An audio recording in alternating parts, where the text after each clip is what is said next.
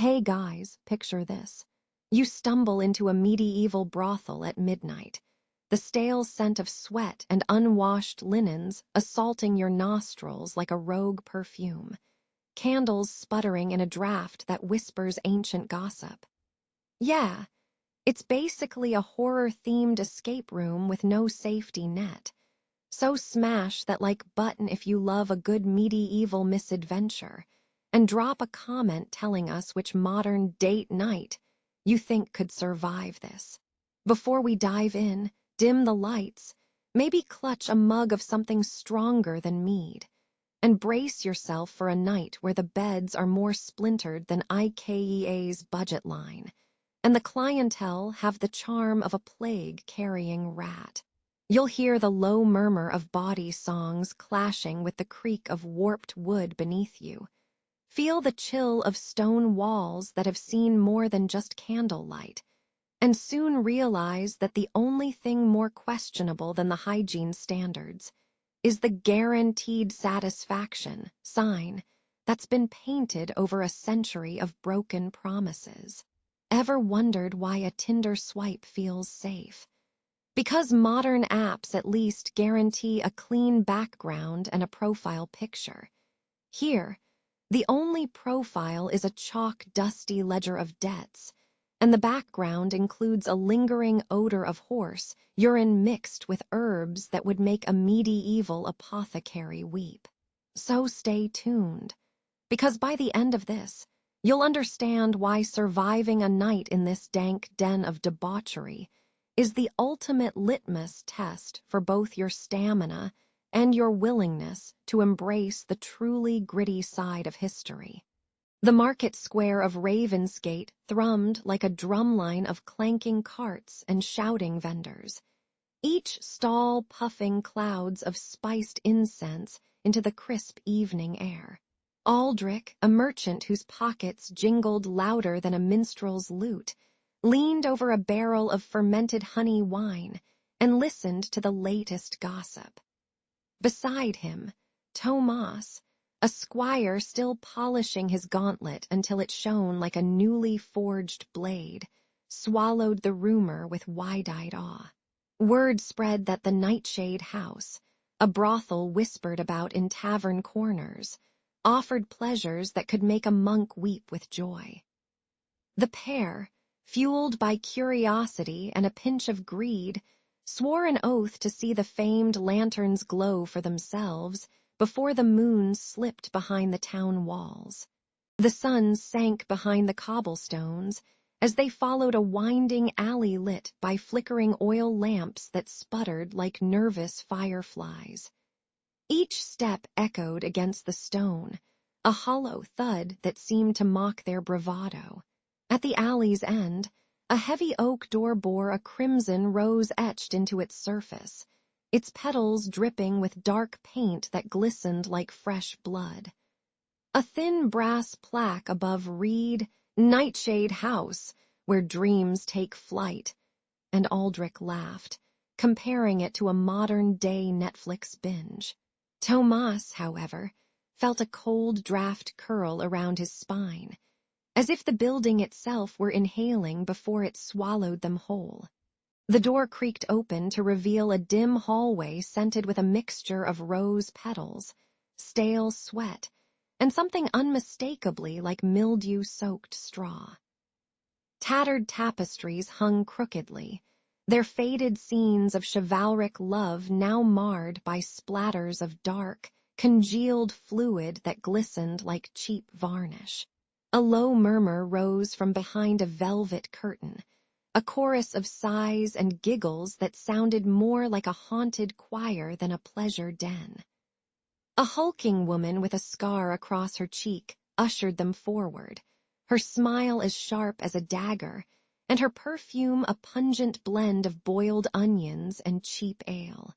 The floorboards moaned under their weight, each grown a reminder that this place had seen more midnight trysts than a modern dating app's swipe history. They were led into a room where candles dripped wax like slow-moving blood, casting grotesque shadows on walls plastered with graffiti. Beware the bedbugs scrawled in a trembling hand. A troop of courtesans, each more scarred and world-weary than the last, greeted them with practiced smiles that barely concealed the weariness of 1,000 nights. One, draped in a silk gown stained with wine, whispered that the Nightshade House doubled as a front for a thieves' guild, and that the pleasures often involved a surprise of stolen coin or a sudden bout of food poisoning. A sudden clatter erupted as a barrel of fermented fish toppled, sending a stench of rotting cod into the air, making Tomas gag as if he'd swallowed a dragon's breath. Aldrich, ever the salesman, tried to barter for a private suite, only to be handed a rusted iron key and a warning that staying past midnight was a gamble even a seasoned gambler wouldn't take. By the time the lantern's glow dimmed to a sputtering ember, both men realized that the Nightshade House offered no silk sheets or whispered sweet nothings, but a gauntlet of grime, leeches, and relentless haggling. Tomas fled with his armor clanking, his naive dreams shredded like parchment in a rainstorm. Aldrich, clutching the iron key like a cursed relic, vowed never again to chase rumors that smelled of cheap perfume and worse. The town's gossip now carried a new flavor, a warning that the only thing more dangerous than a night in a medieval brothel was believing the brochure. So, dear listeners, if you ever hear a tale of a lantern's glow promising untold delights, remember, sometimes the brightest lights hide the darkest pits, and you'll never last a night when the floorboards start singing your doom. Aldrich and Tomas pushed open the heavy oak door, and the dim lantern light spilled onto a floor slick with spilled ale. The air hit them like a damp blanket, heavy with the sour tang of sweat and mildew. Their boots slapped against warped planks that creaked under the weight of 1,000 whispered sins. In the far corner, a tapestry hung askew, its colors faded to a murky brown, as if the very fabric had been washed in a cauldron of rot. Even the rats seemed to wear tiny helmets, marching in disciplined rows, an unsettling preview of the night's hidden perils. A low, bubbling gurgle rose from beneath a cracked stone basin, spewing a fetid effluent that smelled like a mix of horse manure and spoiled cheese. The sound echoed off the low arches like a medieval version of a subway train arriving late. Aldrich winced as the stench curled into his nostrils, making his eyes water and his stomach protest. Somewhere above, a chorus of muffled moans and giggles collided, creating a soundtrack that could rival any horror movie soundtrack. The walls dripped with dark, oily slime that clung to their fingers like a clingy X on a bad date. Behind a heavy wooden door, half hidden by a tapestry of faded roses, lay a stairwell that spiraled down into the bowels of the brothel.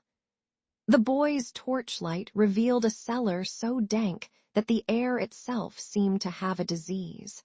Inside, gaunt figures huddled on straw mats, their skin mottled with sores that glowed like low-level health bars in a video game.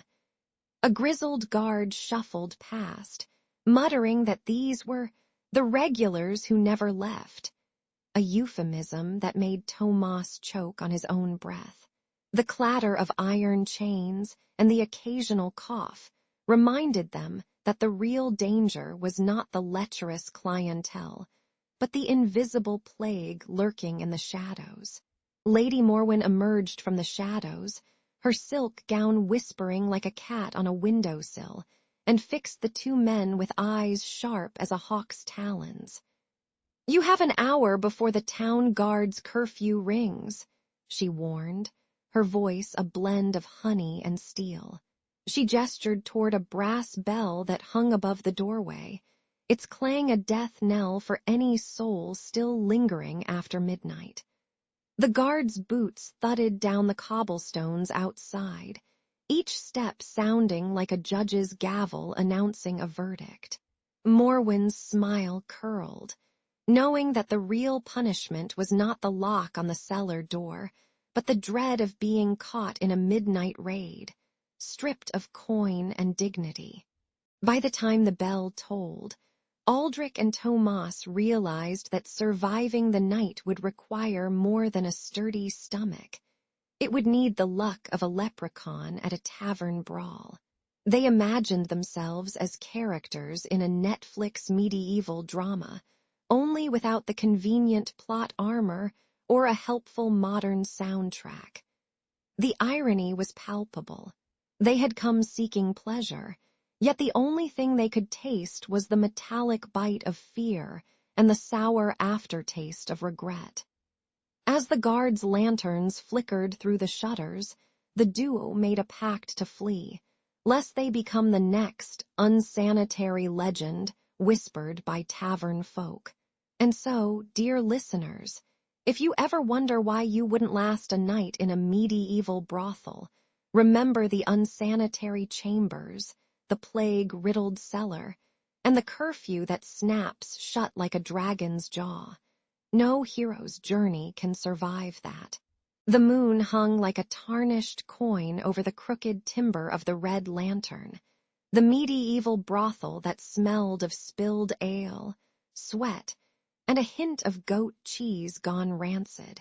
Aldrich, a lanky scribe with ink-stained fingers, nudged his companion Tomas, a burly mercenary who wore more scars than a battlefield map. Their boots clattered on the uneven flagstones as they weaved through low curtains, and the soft moans of patrons who were more interested in their own nocturnal business than any outside world.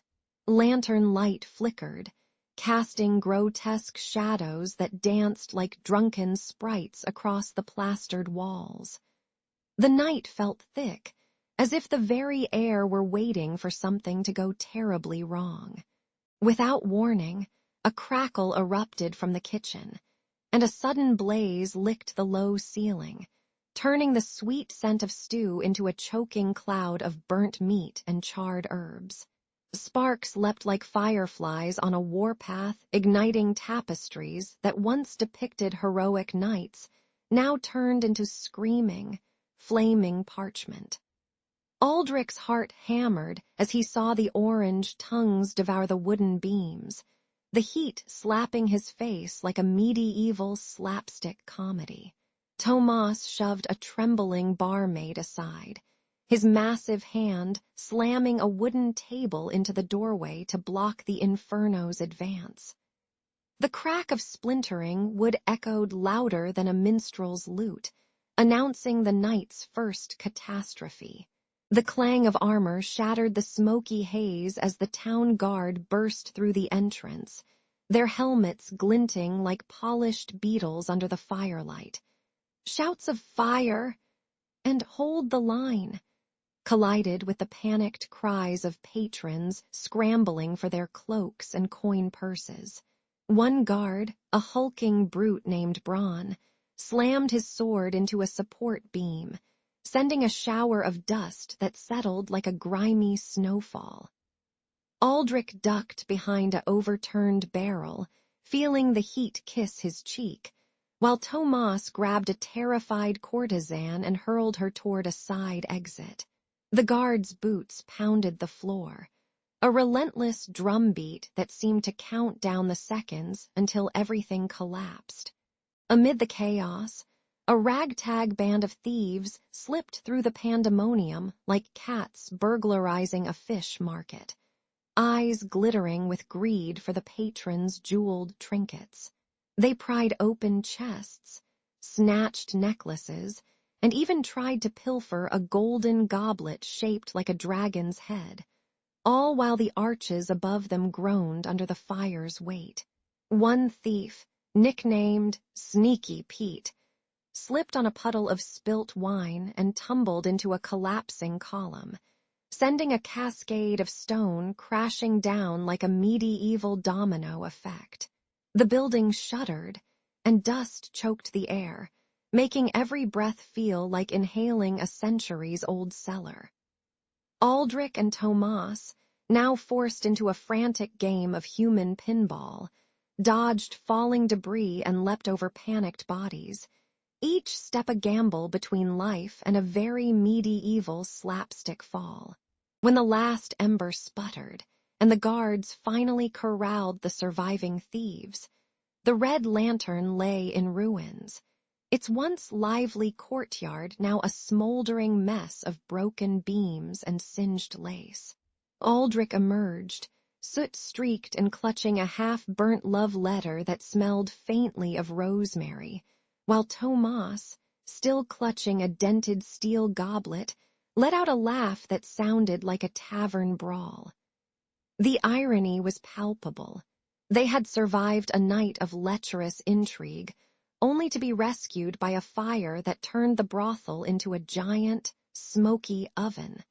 Think Game of Thrones meets a medieval bake-off gone wrong. As the dawn's first light filtered through the broken shutters, the survivors shuffled away, each swearing never to set foot in another night shift establishment again. And somewhere in the distance, a minstrel began a new ballad, titled The Midnight Reckoning, promising future patrons a tale of flames, thieves, and the one brave scribe who lived to write it. The cellar stank of damp stone and rot, a dank tomb where the flickering torchlight danced on puddles of stale ale. Aldrich found himself backed against a barrel, the crowd of disease-riddled victims coughing like a choir of broken bagpipes. Their gaunt faces were etched with feverish desperation, eyes glazed over as if they'd watched every medieval brothel's worst nightmare on a loop. A rat scurried past, dragging a piece of moldy bread that smelled like the inside of a dragon's nostril. Aldrich swallowed his fear, gripping his sword tighter than a miser clutching his last coin. Upstairs, Tomas squared off with the thieves' leader, a scarred brute who grinned like a jester who'd just stolen the king's crown. Their swords sang a metallic hymn, clashing with the rhythm of a tavern's drunken drumbeat. The thief's blade slipped, splintering a wooden beam that sent a cascade of dust into Tomas's nostrils, making him cough like a horse with a cold. With a swift feint, Tomas disarmed his opponent, sending the rogue's dagger skittering into a vat of fermented cabbage, a smell that could knock a dragon unconscious. The crowd roared, half in triumph, half in terror, as the leader fell to his knees, begging for mercy that no one was about to grant. The melee cracked something ancient in the stone, a sealed fissure that exhaled a cloud of putrid air, the long-dormant plague finally waking from its medieval nap. The invisible spores swirled like mischievous sprites, slipping into every open mouth and raw wound with the speed of gossip in a market square. A scream ripped through the cellar as a victim's skin blistered, turning a pale hue that reminded Tomas of a freshly baked scone left too long in the oven. Aldrich felt a hot sting on his throat, as if 1,000 tiny firecrackers were detonating inside his lungs. The plague spread faster than rumors about a royal scandal, turning the cellar into a chaotic theater of coughing and chaos. Panic erupted like a barrel of ale knocked over during a rowdy feast. People scrambled, tripping over crates and each other's desperate hands. Tomas, coughing like a dragon with a sore throat, shouted orders that sounded more like a broken lute than a command. Aldrich, eyes watering from the acrid smell, tried to rally the victims, but their delirium turned them into wobbling puppets, each step a slapstick routine worthy of a medieval comedy troupe. The thieves, now covered in slime and regret, abandoned their loot, fleeing as if chased by a horde of angry goats. Ironically, the very place meant for secret pleasures became a death trap, proving that even the darkest corners have a sense of humor, if you enjoy watching people sneeze their way to oblivion. In the final moments, Aldrich lunged at the source of the outbreak, a cracked stone altar that pulsed like a heart of a cursed video game boss. With a mighty swing, he shattered the relic, sending shards scattering like confetti at a royal wedding, only far less celebratory. The plague's hold loosened, the spores dissipating like a bad Wi-Fi signal finally dropping out. Tomas, still wheezing, managed a grin and muttered, "Well, that was a night you wouldn't want to spend in a medieval brothel, huh?" The cellar fell silent, the only sound the distant drip of water, as the survivors stared at the wreckage, wondering if the next chapter would involve a healer, a priest, or just a very angry rat. When the first gray light of dawn cracked the sky, the few surviving townsfolk stumbled out of the ruined brothel like ghosts fleeing a haunted tavern. The night's stench, rotten figs, spilled ale, and a hint of death clung to their cloaks, making each breath feel like inhaling a dead dragon's breath. Lanterns sputtered, casting jittery shadows that danced over splintered beams and blood-stained boards.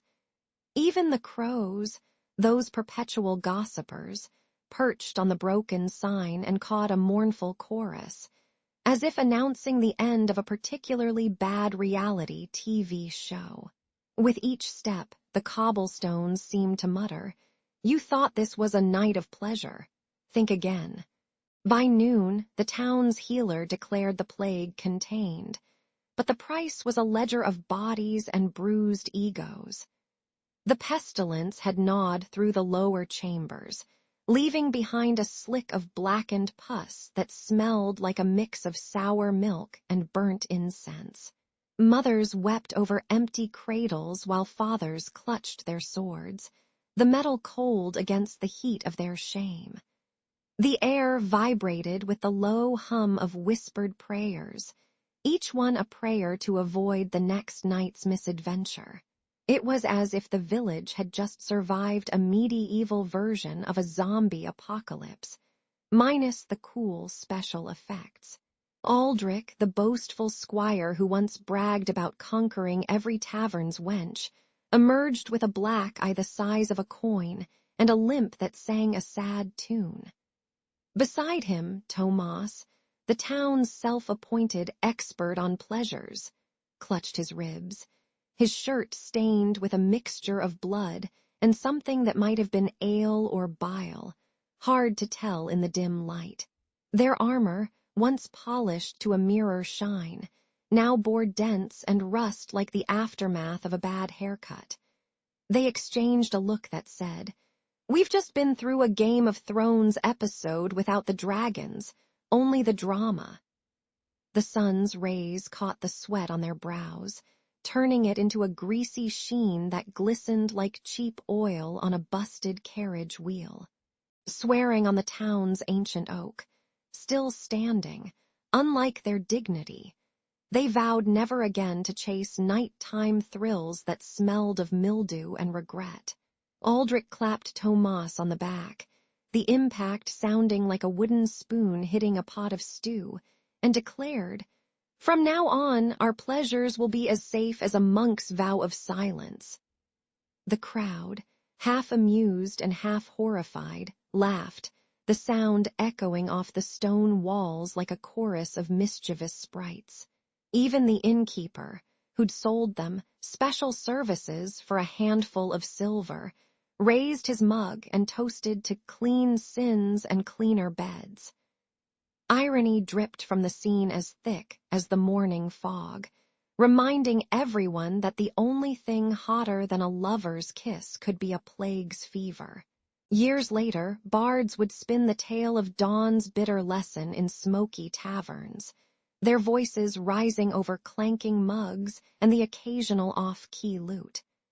Patrons would lean in, eyes wide, as the story unfolded, How two proud men learned that some doors are best left unopened, especially when they lead to rooms that reek of death and cheap perfume. The legend grew, each retelling adding a new moral. Don't trust a sign that promises pleasures of the night unless you enjoy paying with your health. Children would giggle, daring each other to peek at the old brothel's crumbling doorway, only to be shooed away by the barkeep who swore the ghosts still whispered, "No refunds," in the wind. And so the cautionary whisper survived, a reminder that some medieval nightlife is better left as a bedtime story, not a real-life adventure. When the sun sinks behind Brackenford's crooked spires, the iron stag throws open its battered oak doors like a beast eager for a night's feast. Marta, the quick-tongued barmaid with a scar shaped like a question mark, slides mugs of ale across the sticky wood while humming a tune that would make a minstrel blush. Joran, the barkeep, polishes copper tankards until they gleam like a knight's visor, his beard bristling with the scent of smoked herring.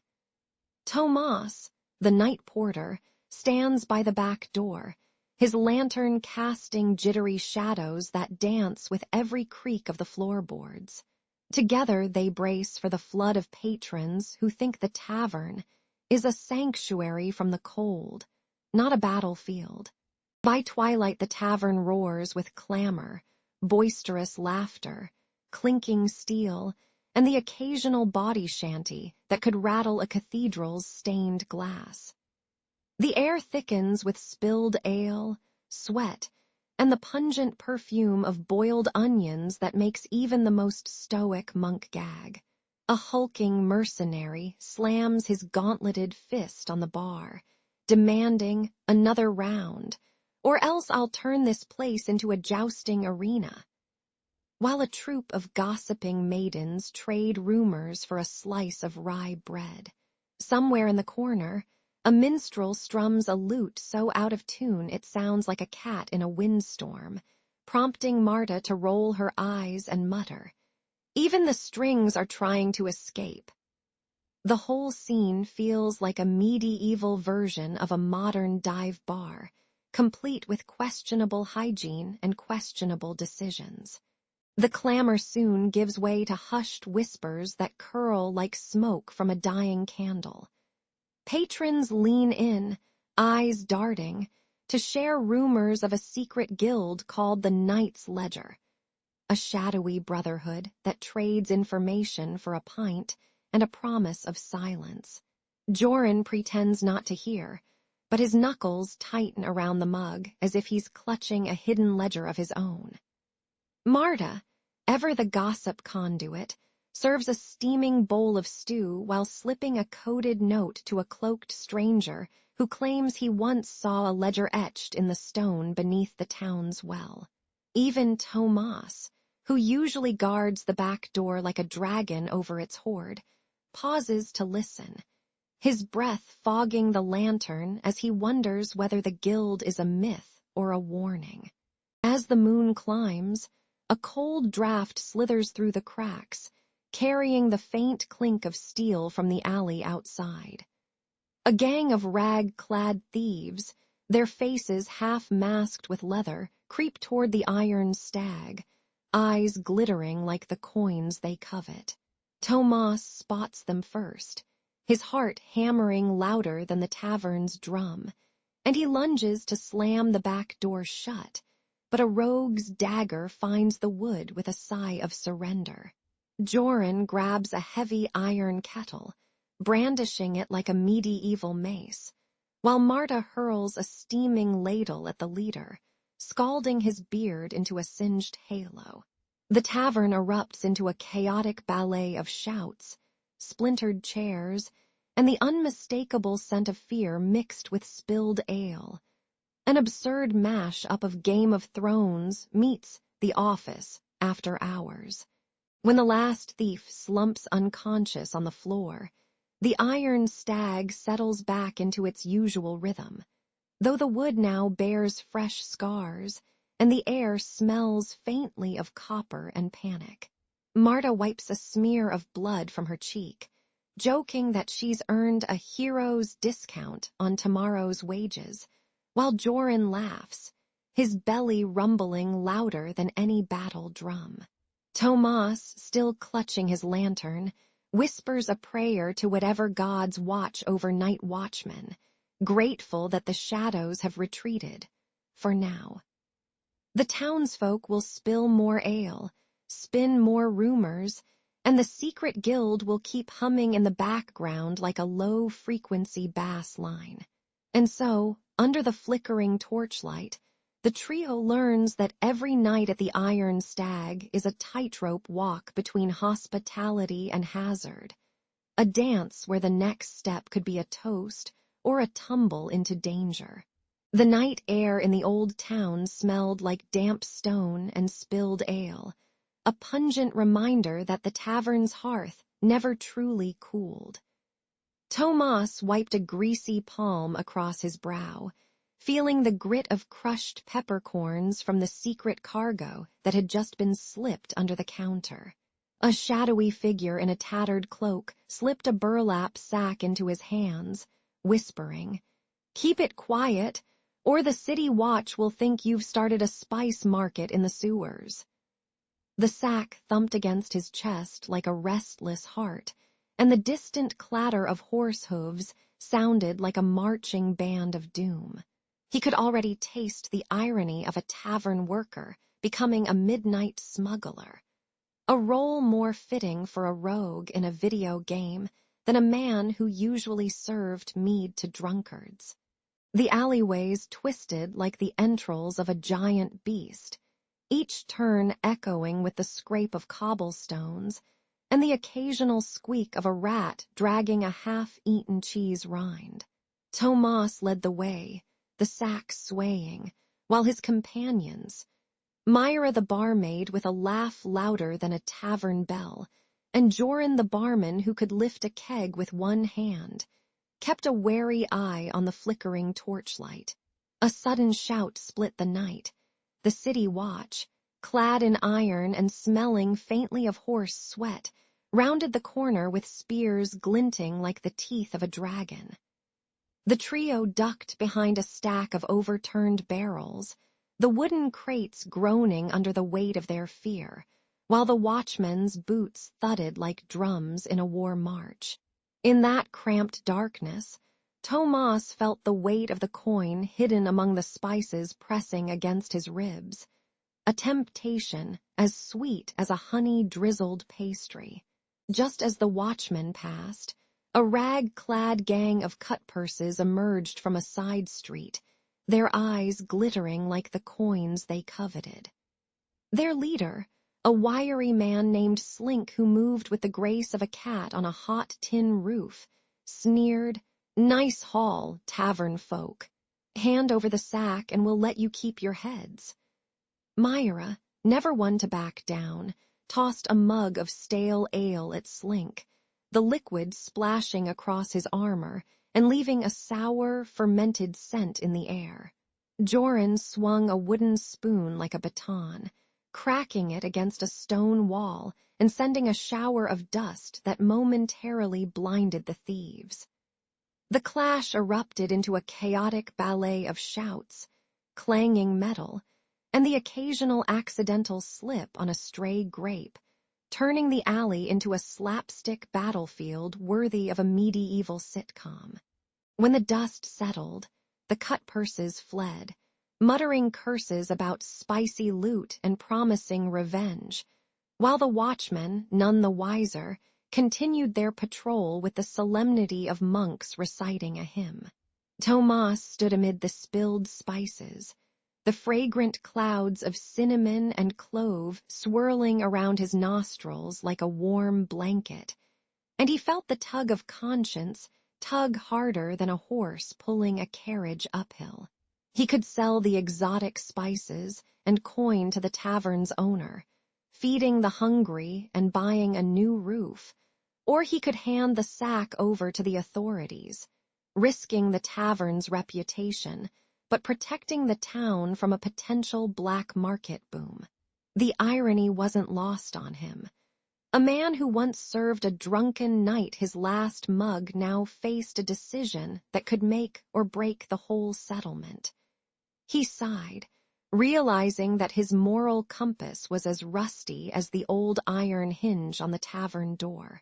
In the end, Tomas chose the middle path, a compromise as delicate as balancing a tray of steaming pies on a wobbly stool. He slipped half the spices to the owner, promising a secret menu that would draw curious travelers from faraway ports, while he anonymously tipped the city watch with the glittering coin, hoping they'd chase the real culprits instead of the humble tavern crew. The night ended with the tavern's lanterns flickering like fireflies, the scent of roasted meat mingling with the lingering spice perfume, and a chorus of relieved sighs from the workers. As the first light of dawn painted the sky in bruised purples, Tomas laughed, recalling the absurdity of his midnight adventure, like a Dungeons and Dragons quest gone off the rails. He raised his mug to the sunrise, whispering, "May our days be as spicy as our nights, but with fewer cut purses." The night had already draped Brackenford in a blanket of damp fog when the gray monk slipped through the tavern's back door, his cloak swallowing the candlelight like a black hole. He moved with the silent confidence of a cat burglar who just discovered the secret stash of cheese. Marta, polishing mugs behind the bar, felt a chill crawl up her spine as his gaunt hand brushed the rim of a pewter tankard. "Meet me where the barrels whisper," he rasped, his voice tasting of old incense and spilled ale. With a nod that said, "I'm not a fan of surprise parties." She followed him down the creaking stairs into the cellar. The cellar smelled of sour mash, mildew, and the faint, metallic tang of rusted iron, like a medieval gym locker after a sweaty joust. Dim lanterns flickered, casting jittery shadows that danced on stone walls slick with condensation. In a corner, a wooden crate groaned under the weight of barrels, each one humming a low, ominous note, as if warning of the danger they held.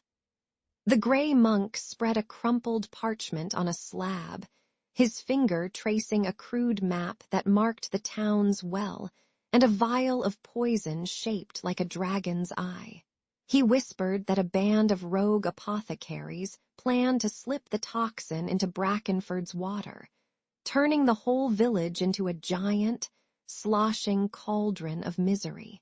Marta's mind raced faster than a tavern gossip after a fresh pint, weighing the risk of getting her hands dirty against the screams of thirsty townsfolk. Beside her, the monk, who seemed to have taken a vow of silence except for ominous warnings, tightened his grip on a rusted dagger, its blade dulled by years of neglect. The third voice, belonging to old Hilda, the tavern's matron, emerged from the shadows, her eyes glittering like spilled mead. She offered a sack of dried figs as a bribe for any hero willing to act. "We could tip the barrels over the well," Hilda suggested, her tone half jest, half prophecy, as if she were auditioning for a role in a medieval version of The Office. The trio debated, each argument punctuated by the occasional clink of a stray mug rolling down the stone floor. The irony wasn't lost on Marta. She spent her nights serving ale to drunken knights, and now she might have to serve them a death sentence in liquid form. She imagined the townsfolk's faces, eyes wide like cartoon characters when they discover a surprise plot twist, and felt a pang of heroic dread. The gray monk, ever the brooding sidekick, muttered a line from an old bard's song about saving the day with a spoonful of courage, which made Marta snort into the barrel's damp air. As the lantern sputtered, casting a strobe-like effect, Marta realized that the only thing more poisonous than the planned toxin might be the gossip that would spread if they failed. With a sudden resolve, she slapped a wet rag on her forehead, declared, "Let's give these villains a taste of their own medicine." And the cellar echoed with a collective grunt of agreement. They slipped back up the stairs, their boots squelching in the slime, and converged at the well just as the moon peeked over the town's crooked rooftops. Hilda hurled a sack of figs into the water, the fruit bobbing like bright buoys, while the gray monk hurled the poison vial into the well's dark mouth, shattering it with a sound that resembled a goblin's sneeze. The water churned, bubbles rising like tiny, angry spirits, and the scent of burnt herbs replaced the earlier stench of mildew. By sunrise, the townsfolk gathered around the well, sipping the now safe water and praising an unseen guardian, unaware that Marta, the monk, and Hilda had just performed a midnight heist worthy of a Netflix binge. As the tavern doors swung open for the day's first customers, Marta wiped a grin onto her face, feeling the weight of the secret settle like a warm mug in her hands, and whispered, "Another night, another tale, cheers." The night draped the town like a greasy napkin, and the Ember Inn's low-beamed great hall glowed with the smell of spilled ale and burnt wood. Joran, a brawny barkeep with a scar shaped like a question mark, polished the hearth while muttering about the day's grime. Outside, the cobblestones echoed with the clatter of thieves' boots and the magistrate's carriage rattling like a drunk goose. Inside, the workers, dishwashers, spitters, and the ever-grumbling pot scrubber, huddled like a guild of misfits waiting for the next order. The air tasted of sweat, stale cheese, and the faint promise of rebellion, as if the tavern itself were inhaling a secret. When the corrupt magistrate, Sir Galdric, swaggered in with his gaudy seal and a purse heavy enough to drown a horse, the room fell silent like a tavern after last call. He demanded the workers surrender a portion of their tips, claiming it was for the safety of the realm, while his cronies snickered behind half-filled mugs. The thieves, a ragtag crew who usually stole only silverware, saw an opening to pilfer the magistrate's gold and whispered plans that sounded more like a badly rehearsed heist movie. Joran's eyes narrowed, and he muttered a line from an old ballad about fire and freedom, a nod to the kind of epic that would make even a Netflix binge look tame. The tension crackled louder than the hearth, and the workers exchanged glances that said, "Enough of this medieval bureaucratic nonsense." Suddenly, Joran lunged toward the great hearth, snatching a flaming brand, a charred wooden rod wreathed in orange tongues, like a medieval superhero wielding a lightsaber. He thrust the blaze toward the magistrate's chest, the fire licking the copper badge and sending a sizzling hiss that made the thieves choke on their own bravado. The magistrate recoiled, his silk cuffs smoking, while his cronies scrambled like cats in a rainstorm, slipping on spilled ale and dropping their swords. The workers surged forward, their shouts a chorus of anger, and the great hall erupted into a chaotic ballet of fists, broken chairs, and the smell of burnt leather. Even the ancient tapestries seemed to shudder, their embroidered dragons appearing to breathe fire alongside Joran. Sparks rained down onto the rough wooden floor, turning it into a glittering field of tiny, angry stars that crackled underfoot.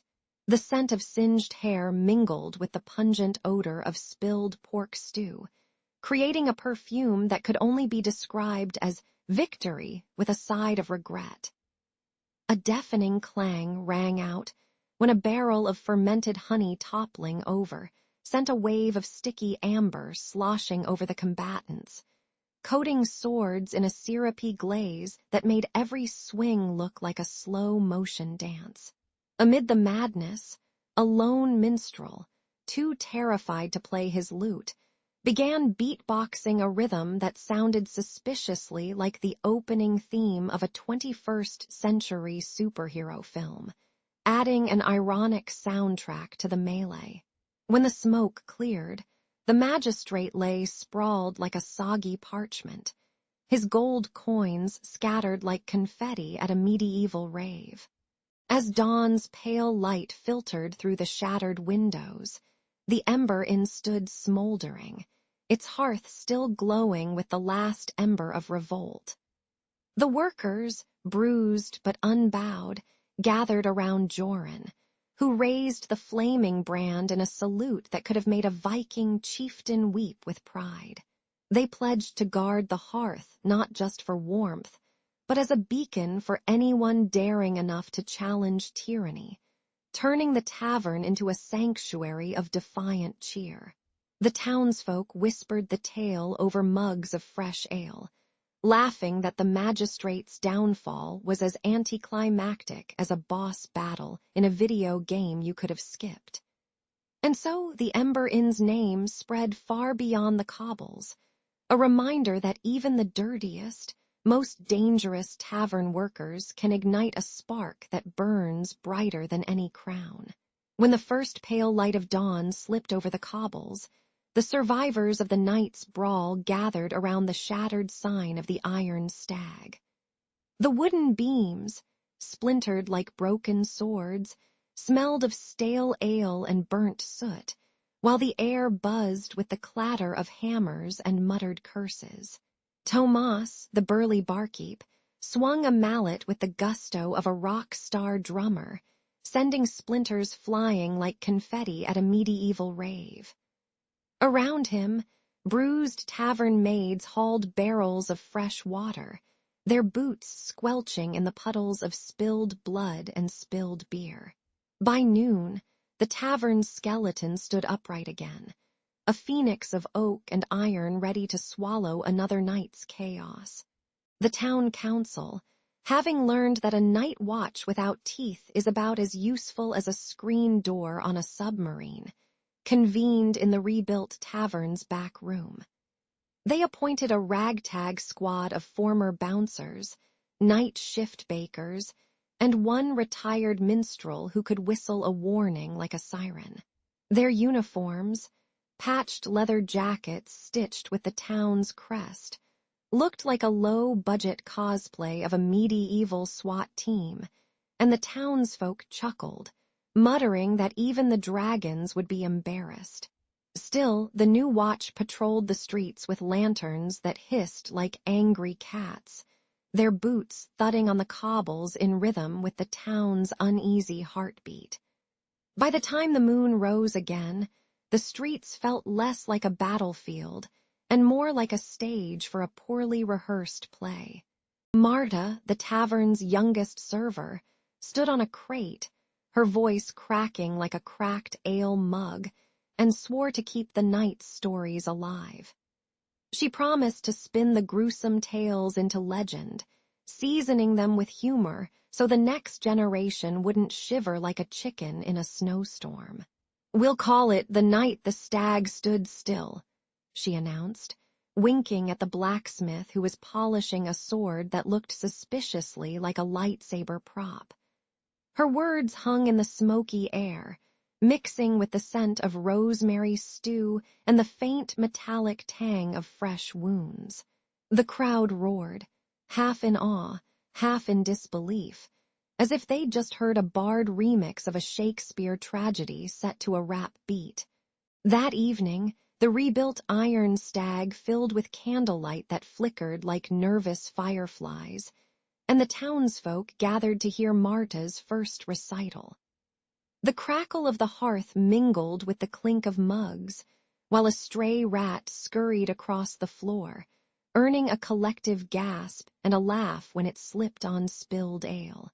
Marta's tale painted the night's chaos in vivid colors, Blood-red lanterns, the acrid stink of burnt grain, the guttural roar of a drunken dwarf who tried to wrestle a barrel. She wove in irony, noting that the same men who once chased rats now chased shadows, and tossed in a sly nod to Game of Thrones, reminding everyone that at least their drama didn't involve dragons stealing their chickens. By the final verse, the audience was weeping, cheering, and somehow feeling a little braver about the next dark hour. As the last ember sputtered out, dawn's quiet resolve settled over the tavern like a soft blanket, promising that the horrors of night would not drown the light of day. The workers, bloodied but unbowed, tightened their grips on their tools, ready to mend any wound the darkness might inflict. Marta closed her notebook, its pages now heavy with heroic mishaps, and whispered to the empty chair where the fallen bouncer once sat, "Your story lives on, my friend." The town's new night watch stepped out into the pre-dawn mist, their lanterns casting long, hopeful shadows that stretched toward the horizon. And so the Iron Stag stood, not just as a place to drown sorrows, but as a beacon that turned perilous labor into a legend of courage, community, and a dash of cheeky humor.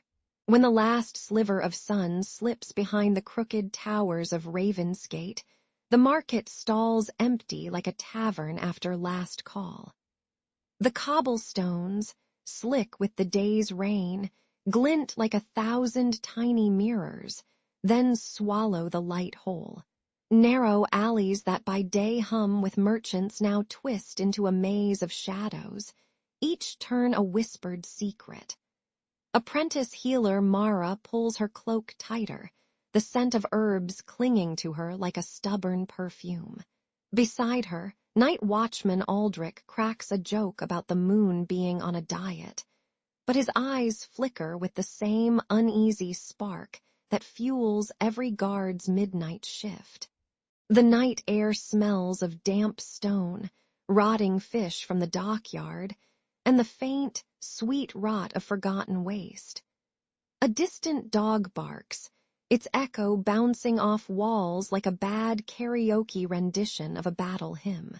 Every creak of a door hinge sounds like a conspiratorial whisper, and the occasional clatter of a stray cart is a reminder that even the dead have deliveries. Mara shivers as a cold draft slides under the shutters, carrying with it the metallic tang of blood, perhaps a wounded rat or a less fortunate thief. Aldrich's lantern sputters, casting jittery silhouettes that dance like a medieval tick-tock, and he mutters that the darkness is thicker than a wizard's beard. Rumors swirl faster than a tavern brawl. Some swear the streets are haunted by the ghost of a disgruntled baker. Others claim a pack of feral dogs has learned to steal silver from unsuspecting passers-by. The truth, however, is less romantic and more pungent. Rats the size of cats, armed with gnawed bits of rope, form tiny gangs that ambush anyone careless enough to drop a loaf. A stray cat, looking like a furry ninja, darts across the path, its eyes glowing like tiny lanterns, only to vanish into a crack that smells of mildew. Even the walls seem to lean in, listening for the soft thud of a dropped coin, ready to swallow it whole. Aldrich chuckles, noting that the only thing more dangerous than a thief is a thief with a bad dental plan, because the bite is real.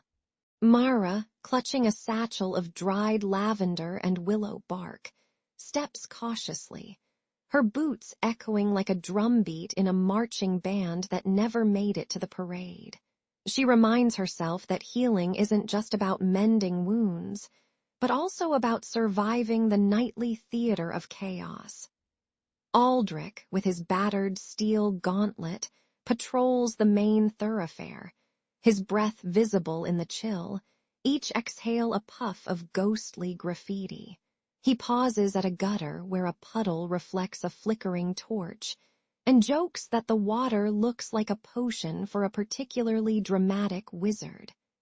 Together they share a nervous laugh, the kind that cracks like a cracked pot, because humor is the only armor that fits between their ribs. As the hour grows deeper, the town's heartbeat slows to a sluggish thrum, and the shadows lengthen into something almost alive. Mara feels a sudden tug at her sleeve, a stray rat, bold enough to think she's a moving cheese platter. Aldrich's lantern sputters out, plunging the alley into a darkness that feels like stepping into the inside of a dragon's mouth. Both know that tonight's perils are not just folklore. They are the very real, mud-splattered, foul-smelling reality that makes medieval nights deadly. With a grin that hides a shiver, Aldrich whispers that if they survive, they'll have a story worth telling, perhaps even a ballad that will outlast the next plague. And so the cobblestones await, ready to test whether courage can outshine the night's black comedy. When the sun finally slipped behind the crumbling towers, a thick, choking fog rolled in like a drunken dragon exhaling stale ale. It swallowed the cobblestones, muffling the clatter of carts and the occasional bark of a stray dog. Lanterns sputtered weakly, their orange glows reduced to timid fireflies trapped in a soup of damp. Every breath tasted of mildew and old horse manure, as if the city itself had taken a bite of a forgotten cheese. In that gray shroud, even the most seasoned night watchman would feel like he'd stepped onto the set of a medieval horror movie. Mara, a herbalist with a nose for trouble, slipped through the veil of fog toward the market square, her boots squelching in puddles that seemed to whisper. She followed a faint, sour smell that cut through the fog like a rogue's knife, leading her to a hidden well half swallowed by ivy. The stone rim was slick with algae, and the water below glowed a sickly green, as if the well had been cursed by a bored alchemist. She knelt, peered down, and saw a stagnant pool teeming with leeches that looked like tiny, disgruntled goblins. Mara cursed the city's lack of proper drainage, noting that even the rats seemed to wear tiny raincoats to avoid the filth. That murky well was a breeding ground for more than just leeches. It churned out a foul perfume of rot that clung to the night air like an over-enthusiastic perfume commercial. Every traveler who dared drink from its edge risked a bout of fever that would turn their cheeks a shade reminiscent of a dragon's ember. The city's sanitation was about as organized as a tavern brawl, with waste dumped in alleys and the occasional barrel of spoiled ale left to ferment under the moon. Mara could feel the disease lurking, a silent assassin ready to pounce on anyone who breathed the same air as the fog. She muttered that the only thing more contagious than the plague was the gossip about it, spreading faster than a meme on a medieval scroll. Meanwhile, Aldrich, a grizzled mercenary with a scar shaped like a question mark, stalked the same fog-cloaked lanes, his sword humming with anticipation. He heard the faint clink of metal and the soft giggle of thieves who thought darkness was their personal stage for a heist. A ragged gang of cut purses emerged from a shadowed doorway, brandishing daggers that glittered like the lightsaber props from a far future saga. Aldrich lunged, his blade singing a tune that cut through the fog as sharply as a sarcastic remark at a royal banquet. The thieves scattered like startled chickens, slipping on the same slick stones that had betrayed Mara, and fled into the night, leaving behind a pile of stolen coins and a lingering scent of cheap perfume. By the time the fog finally lifted, the streets lay littered with the remnants of disease, spilled ale, and broken ambitions, a testament to how poor lighting and unsanitary conditions turned the night into a deadly carnival. Mara and Aldrich met at the edge of the square, exchanging a weary grin that said, "We survived another episode of Nightmare on Cobblestone Street." They laughed at the irony that the city's brightest idea was a torch, yet it barely pierced the gloom, much like a smartphone flashlight in a blackout. Their shared experience reminded the townsfolk that the real monsters weren't the thieves or the leeches, but the neglect that let fog become a weapon. And so, as dawn cracked the sky, the city awoke with a new resolve: to clean the wells, mend the lanterns, and maybe, just maybe, keep the fog out of the gossip columns. The moon hung low over the crooked cobbles of St. Bartholomew's Quarter, casting silver slivers between the crooked timber houses. A lone night watchman, half asleep, tossed a sputtering torch into the gutter to ward off the cold. The flame licked the damp straw that piled high behind the alehouse like a sleeping dragon. With a sudden pop, the hay caught fire, sending a plume of black smoke curling up like a dragon's sigh. The scent of burning grain mixed with the usual stew of sweat, horse manure, and cheap wine, announcing trouble before anyone even saw it. The blaze leapt from bundle to bundle, devouring the thatched roofs of 3 cramped hovels in a flash. Screams shattered the night, echoing off stone walls as neighbors scrambled for buckets and blankets. Children clutched their mothers' skirts, while the watchman flailed his torch like a desperate lightsaber, only to add fuel to the inferno. The fire's orange tongue painted the alleys, turning the usual clatter of clinking mugs into a frantic chorus of curses and splashing water. By the time the bells rang midnight, the smoke had settled like a greasy veil, and the street smelled of charred hay, burnt hair, and the lingering dread of a night gone rogue. In the same cramped lane, a neglected waste pit, already a festering stew of rot and rat droppings, began to bubble ominously. A stray splash of the fire's heat sent a plume of foul steam skyward, carrying with it a cocktail of plague-laden filth. Within minutes, a coughing merchant, his lungs full of the noxious fog, collapsed on the cobbles, his skin turning the color of a wilted cabbage. The disease, invisible as a ninja, leapt from the pit to the people, hitching rides on the same panic-filled breaths that fled the flames. By the time the first lanterns flickered back to life, the alley was a battlefield of soot, shivering bodies, and a silent, deadly whisper that would later be called the Black Death. The cramped houses, built like sardine cans, offered no escape route. Windows were too small for a man, let alone a fleeing family. People squeezed through cracks, their faces illuminated by the flickering firelight, looking like characters from a medieval Game of Thrones, minus the dragons, but with plenty of drama. The irony was thick. The very fire meant to keep the night cold also cooked the very waste that birthed the plague, turning the streets into a macabre stew. Rats, emboldened by the chaos, scurried over the ash, their beady eyes reflecting the flames like tiny, furry paparazzi. Laughter, half mad and half hysterical, rose from a tavern where a drunk claimed the night was spicier than a dragon's breath.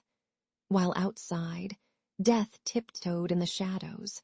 When dawn finally broke, the alley lay in a tableau of blackened beams, broken barrels, and the faint, lingering whiff of disease.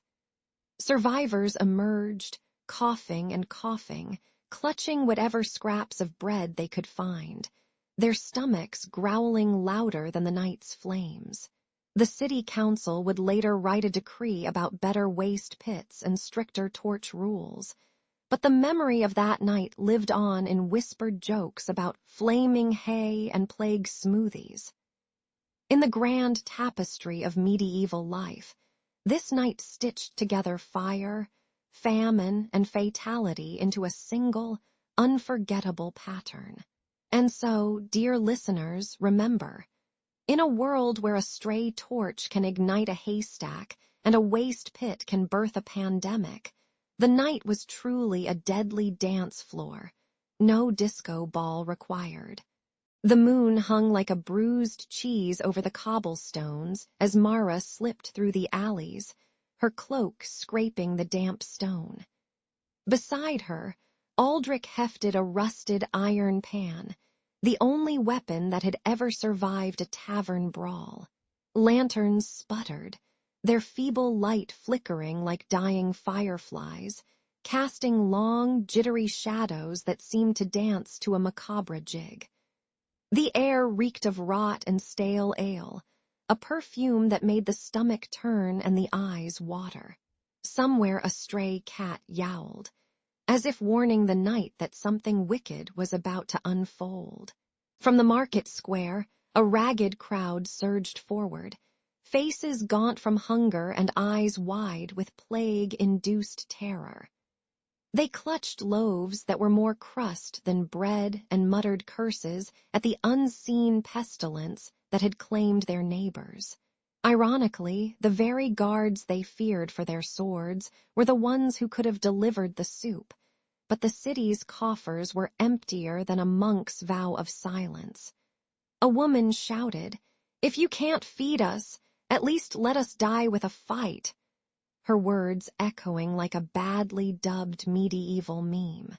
The mob's chant rose, a chorus of desperation that sounded oddly like a broken karaoke version of "We Will Rock You." The city guard, clad in steel that clanged like a marching band, formed a rigid line, their helmets glinting with the promise of authority.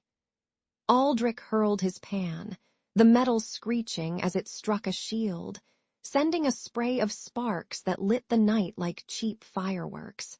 Mara ducked behind a stack of barrels, the wood splintering under the guard's boots, releasing a cloud of pine resin and sweat. Shouts ricocheted off the stone walls, a cacophony of curses, orders, and the occasional, "By the king's beard." That sounded more like a punchline than a prayer. The clash felt like a medieval version of a video game boss fight, only the health bar was made of flesh and bone. Broken lanterns shattered, their glass shards glittering like 1,000 tiny daggers scattered across the street.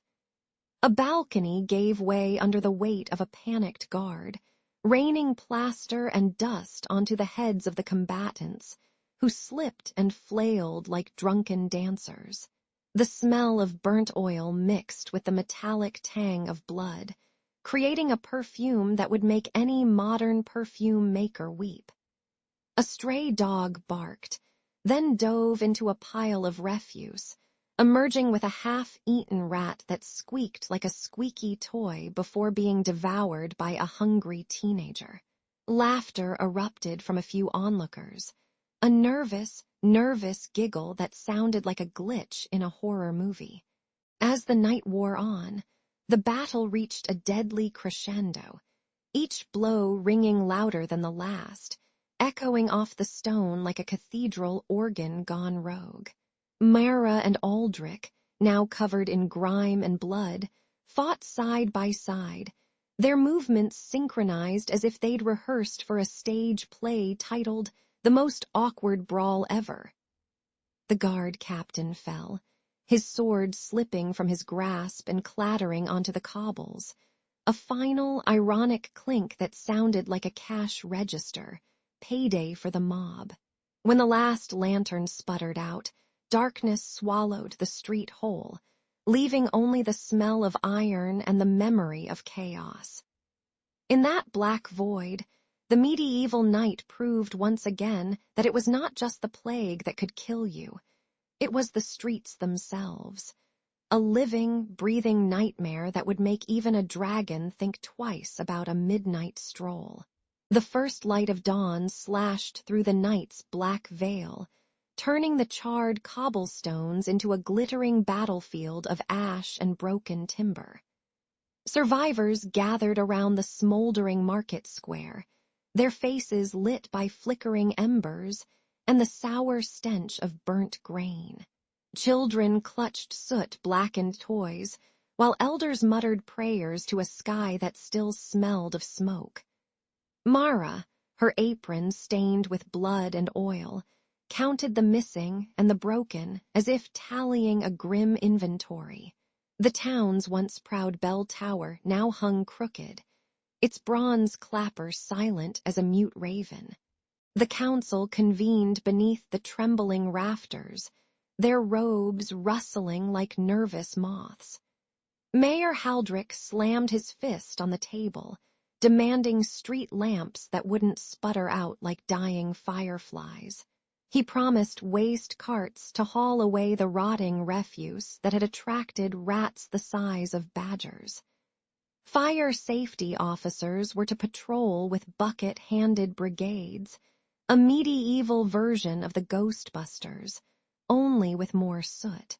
The irony was not lost on the clerk who whispered, "We finally learned that darkness is cheaper than a burnt-down bakery."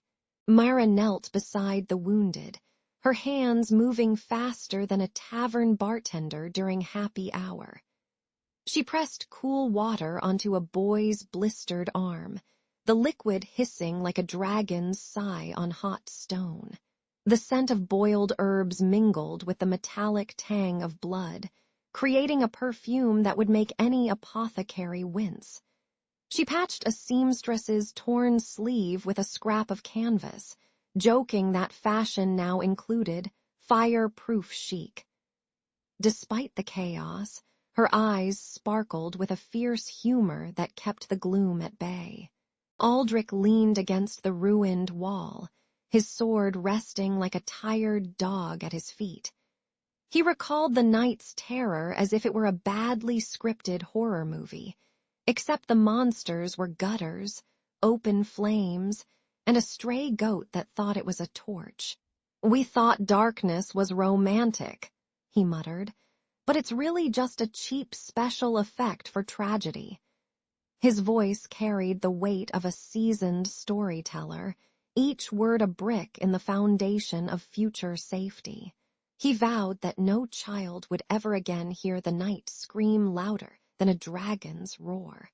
When the sun finally rose high enough to banish the last shadows, the town began to rebuild with a swagger that would make a Renaissance fair jealous. Lanterns were hoisted on iron poles, their glow steady as a monk's prayer, promising that thieves would no longer hide in pitch-black alleys. Waste carts rolled out daily, their wheels clattering like a marching band, sweeping away the filth that once fed the night's horrors. Firefighters practiced drills, chanting stop, drop, and roll with the gusto of a pop song chorus.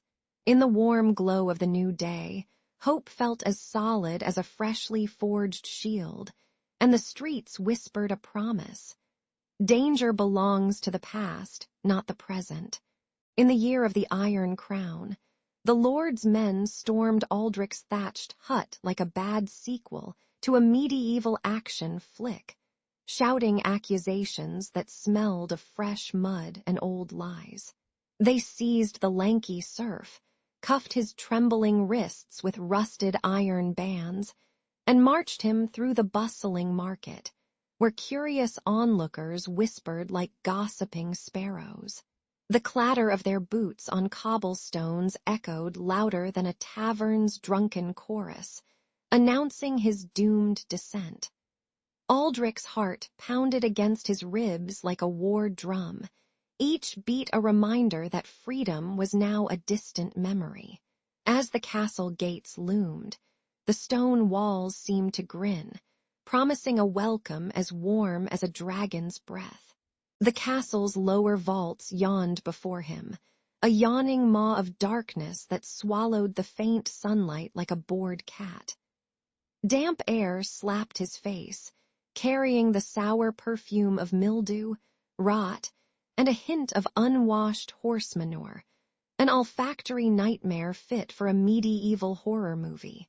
Chains hung from the ceiling, clanking with every gust of wind, as if the stones themselves were rattling in mockery. Shadows danced across the rough granite, forming grotesque silhouettes that reminded him of the nightmarish creatures from his mother's bedtime tales. Even the rats, dressed in tattered fur, scurried past with the confidence of seasoned thieves, eyeing him like a fresh piece of cheese. Guardians in iron helmets stalked the corridors, their faces hidden behind visors that resembled the grim masks of a forgotten circus troupe. They barked orders in a language that sounded like a mix between a church bell and a drunk bard's chant, each command punctuated by the sharp snap of a whip. The irony was thick.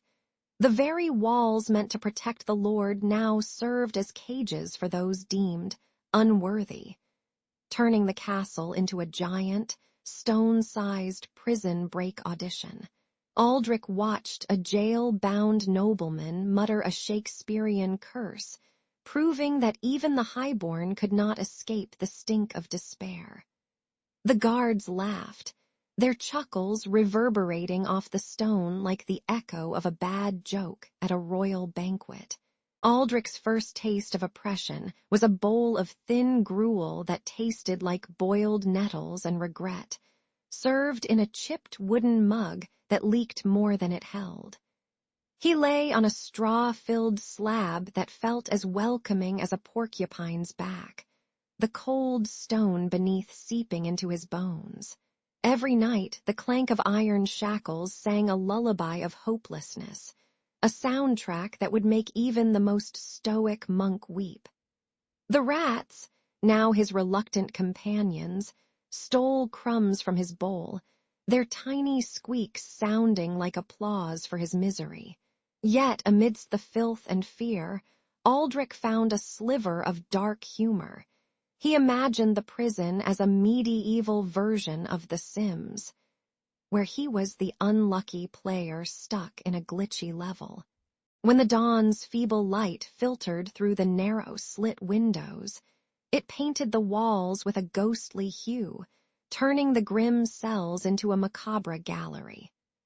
Aldrich stared at the iron chains, their cold metal reflecting his gaunt face, and wondered if the stones could ever forgive the blood they had witnessed. The oppressive silence was broken only by a distant clang, a reminder that freedom was still a myth whispered by bards in distant taverns. He clenched his fists, feeling the rough texture of the stone through his thin shirt, vowing that the story of his captivity would someday echo beyond these walls. And so, under the watchful eyes of stone and iron, Aldrich's saga began, a tale as brutal as it was absurd, destined to be retold around many a fire. Aldrich's boots scrape the cold stone as the gate groans shut behind him, and the world shrinks to a blackness that could swallow a dragon. The air tastes like rust and old sweat, a scent that clings to the walls like a stubborn barnacle. Rats scuttle in the shadows, their tiny claws clicking on stale rags as they gnaw at anything that looks remotely edible. A distant drip echoes like a metronome, marking each agonizing second of the prison's endless night. Even the torches outside seem to sigh, as if they, too, regret ever lighting this cursed place. When the guards finally shuffle a thin bowl of gruel into the cell, Aldrich watches it wobble like a medieval jello, its color a mournful gray that could be mistaken for dragon drool. The broth smells of boiled nettles and regret, and a single spoonful slides down his throat with the enthusiasm of a snail on a downhill slope. He swallows the meager offering, feeling his stomach protest louder than a disgruntled peasant at a tax collector's booth. The other inmates stare hungrily, their eyes gleaming like cats spotting a mouse, yet none dare ask for seconds. In the corner, a moth flutters lazily, as if auditioning for a role in a low-budget horror flick. By the third day, a feverish cough begins to ripple through the cramped cells, turning the already foul air into a toxic cocktail of disease and despair. The contagion spreads faster than gossip in a market square, leaping from one coughing inmate to the next with ruthless efficiency. Aldrich watches a gaunt thief clutch his chest, his breath rattling like a broken lute string, while a monk whispers prayers that sound more like a broken record than divine comfort. The smell of sickness mixes with the ever-present odor of rot, creating a perfume that would make even the bravest alchemist retch. Yet, amidst the coughing and the clamor, the prisoners keep their heads down, because in this pit, the only thing worse than death is the paperwork that follows. Desperation breeds strange camaraderie, and Aldrich soon finds himself sharing a cracked stone bench with a band of hardened thieves who speak in riddles and swear like sailors after a night at the tavern. One of them, a wiry man named Brack, boasts that he once stole a crown from a king, only to lose it to a pigeon, an anecdote that elicits a reluctant chuckle from the group. Across the narrow aisle, a remorseful monk named Brother Tomas clutches a rosary, his eyes haunted by the sins he failed to prevent. He offers Aldrich a slice of stale bread, saying it's the closest thing to redemption he can give. Their stories intertwine like tangled rope, each tale a thread in the grim tapestry of the jail's routine. Even the irony isn't lost on Aldrich.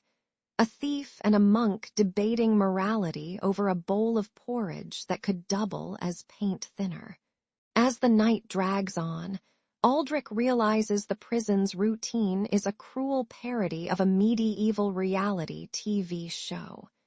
No audience, no prizes, just endless reruns of hunger, disease, and dark humor. He imagines the guards as bored directors, shouting, "Cut!" after each coughing fit, while the inmates perform their roles with the solemnity of Shakespearean actors in a dank cellar. The cold darkness presses against his skin like an unwanted hug from a troll, yet a flicker of defiance sparks within him, brighter than a dragon's eye. He vows to survive, not for glory, but to tell the world that even in the deepest pits, humanity can still find a way to swap stories and share a laugh. And perhaps, one day, a bard will sing of this place, calling it the Dungeon of Doom. And the only thing more legendary than its horrors will be the improbable friendship forged over a bowl of questionable gruel. In the damp belly of the stone prison, a rumor slithered like a rat through the cracks of the chapel. Beneath the altar lay a forgotten tunnel, a wormhole to freedom. The inmates gathered in the candle-lit cloister, eyes wide as saucers, ears straining for the faint echo of ancient stones scraping against stone. The air smelled of incense, sweat, and the sour bite of fear, while the distant clang of the guard's mace sounded like a bad metal concert. Aldrich, a wiry man with a scar shaped like a lightning bolt, caught the whisper and felt a spark of something he hadn't felt in years. Hope. He muttered, "If this is real, I'm about to be the MacGyver of medieval misery." Under the cover of night, Aldrich and a ragtag crew of 3 Marta, whose laugh could crack a cell door, Joran, a hulking brute with a soft spot for poetry, and little Finn, who could pick a lock faster than a cat on a hot tin roof, sneaked into the chapel. Their tools were crude: a rusted chisel, a broken prayer book, and a bucket of stale ale that they used to lubricate the ancient stones. Each scrape sent a shiver up the stone, like the prison itself shuddering at the prospect of betrayal, while the smell of moldy stone mixed with the sweet rot of discarded bodies made their stomachs churn. They worked in whispers, their breaths shallow, the echo of their labor a soft thrum against the vaulted ceiling. By the time the moon slipped behind a cloud, a narrow fissure yawned where the altar's stone once sat, promising a dark, damp path beyond the walls of misery. Just as they were about to pry the tunnel open, the clanking boots of guard Brutus thundered into the chapel, his eyes glittering like a miser's coin. He slammed a gauntlet on the altar, demanding a blood price, one prisoner's life for his silence, a macabre trade that smelled of iron and stale pork. Aldrich felt his heart pound like a war drum, the hope in his chest colliding with a wave of crushing despair that tasted of bile. Brutus sneered, "You think you can outwit me? I'm the Darth Vader of this dump, and you're just a bunch of rebel scum." The guard's cruel grin was a twisted parody of a medieval meme, a reminder that even in darkness, some souls remain utterly rotten. The prisoners stood at a crossroads, the tunnel yawning like a hungry beast, while Brutus's demand loomed like a guillotine blade. Marta whispered, "We could sacrifice Finn. He's the smallest, least likely to be missed." But Joran's voice rose, trembling with righteous fury. "We're not selling souls to a man who thinks a whip is a love letter." The chapel's stone walls seemed to close in, the incense now a suffocating fog, as the group wrestled with a choice between a desperate gamble and a grim surrender. In that moment, Aldrich recalled a line from an old minstrel's song. "When the night is darkest, the stars shine brightest." A wry nod to the pop culture myth that even the bleakest tales have a flicker of absurd hope. The tension crackled like a firecracker in a hayloft, each heartbeat a drum roll toward either salvation or doom. Finally, Aldrich stepped forward, his voice low but steady, offering Brutus a sack of the guard's own confiscated loot. A handful of silver coins and a half-eaten rabbit leg, plus a promise to keep the tunnel secret forever. Brutus, eyes narrowing, snatched the offering, his grin widening into a grotesque grin that could have been a medieval meme of "deal with it." With a grunt, he turned his back, leaving the tunnel mouth exposed, the stale air of the chapel mixing with the dank breath of the hidden passage. The prisoners slipped into the darkness, their bodies slick with sweat and fear, each step echoing like a whispered prayer for freedom. As the stone door sealed behind them, Aldrich felt a strange mixture of triumph and terror, knowing that hope had just been forged in the crucible of despair, and that the world outside might just be as unforgiving as the prison they left behind. The night in the dungeons smelled of damp stone and stale sweat, but the stench of treachery cut sharper than any rat's bite. When the jailer, a hulking brute named Grimbald, slipped a rusted key into the hands of a trembling scribe, the truth erupted like a badly timed fireworks display. The prisoners, who had spent years counting the cracks in the walls as a pastime, suddenly realized the guard had been selling them out for a sack of silver. Whispers turned to shouts, and the echo of betrayal bounced off the vaulted ceilings like a medieval echo chamber for gossip. In that moment, even the mossy torches seemed to flicker in amusement at the irony of the jailer becoming the jail's worst nightmare. With the key clutched like a golden ticket, the condemned smashed the iron doors, their clang reverberating like a gong at a Viking funeral. Muscles honed from hauling chains and shoveling grime surged forward, turning the corridor into a chaotic treadmill of fists and fury. One hulking thief, nicknamed the Badger, hurled a broken bucket at the gate, and the metal splintered into a rain of sparks that made the guards' eyes widen like kids at a fireworks show. The clang of steel met the thud of bodies, and the air filled with the metallic tang of blood mingled with the sour odor of fear. Even the stones seemed to shudder, as if the dungeon itself were doing a nervous dance to a heavy metal soundtrack. As the doors gave way, a few quick-thinking inmates snatched torches and tossed them onto the dry limestone, igniting a blaze that roared louder than a dragon's sneeze. The flames licked the walls, turning the once gray cells into a furnace of orange and black, and the heat made the prisoners' skin feel like they were being fried in a medieval skillet. Smoke curled up, choking the guards and turning their armor into a hazy silhouette that looked more like a bad cosplay of a knight in a fog machine. The crackle of fire mixed with the guttural cries of men and women, creating a symphony that could have given any epic movie score a run for its money. In the inferno, a lone inmate shouted, "Welcome to the hottest club in town. No cover charge, just a free ticket to the afterlife." The Lord's soldiers, armored in polished steel that now glinted like a showroom floor, stormed in with swords drawn, expecting an easy sweep. What they found instead was a mob of desperate rebels, eyes blazing brighter than the torches, swinging improvised weapons like a medieval version of a street dance battle. Steel clanged against broken stone, and the sound rang out like a giant gong announcing the end of a particularly boring banquet. Blood sprayed across the floor, mixing with the soot to create a macabre painting that would make even the most stoic monk gasp.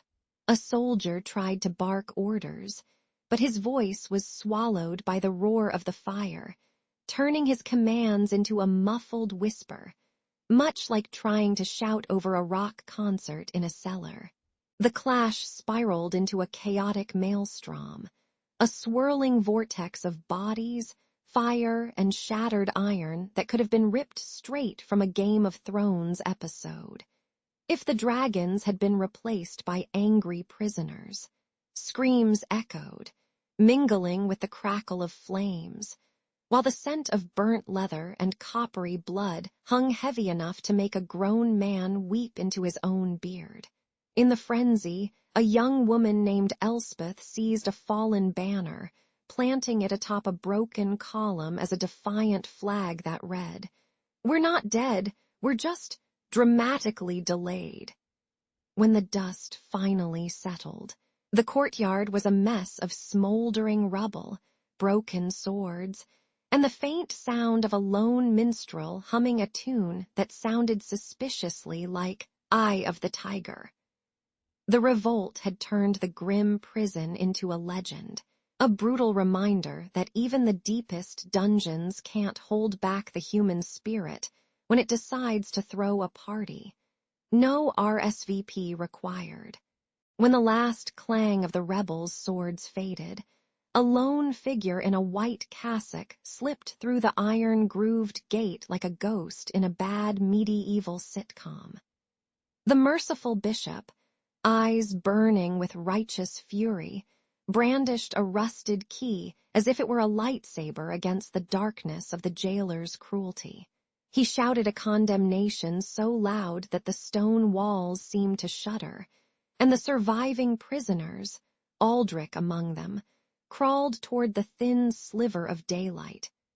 Their shackles clanged like a broken metronome, marking the rhythm of a freedom that tasted oddly like stale bread. The bishop's voice, half sermon, half snarky commentary, promised that the world would hear the screams that once echoed in those cells.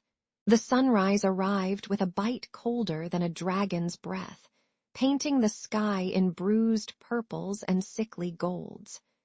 Aldrich emerged into the chill, his skin prickling as if the air itself were 1,000 tiny needles of frost.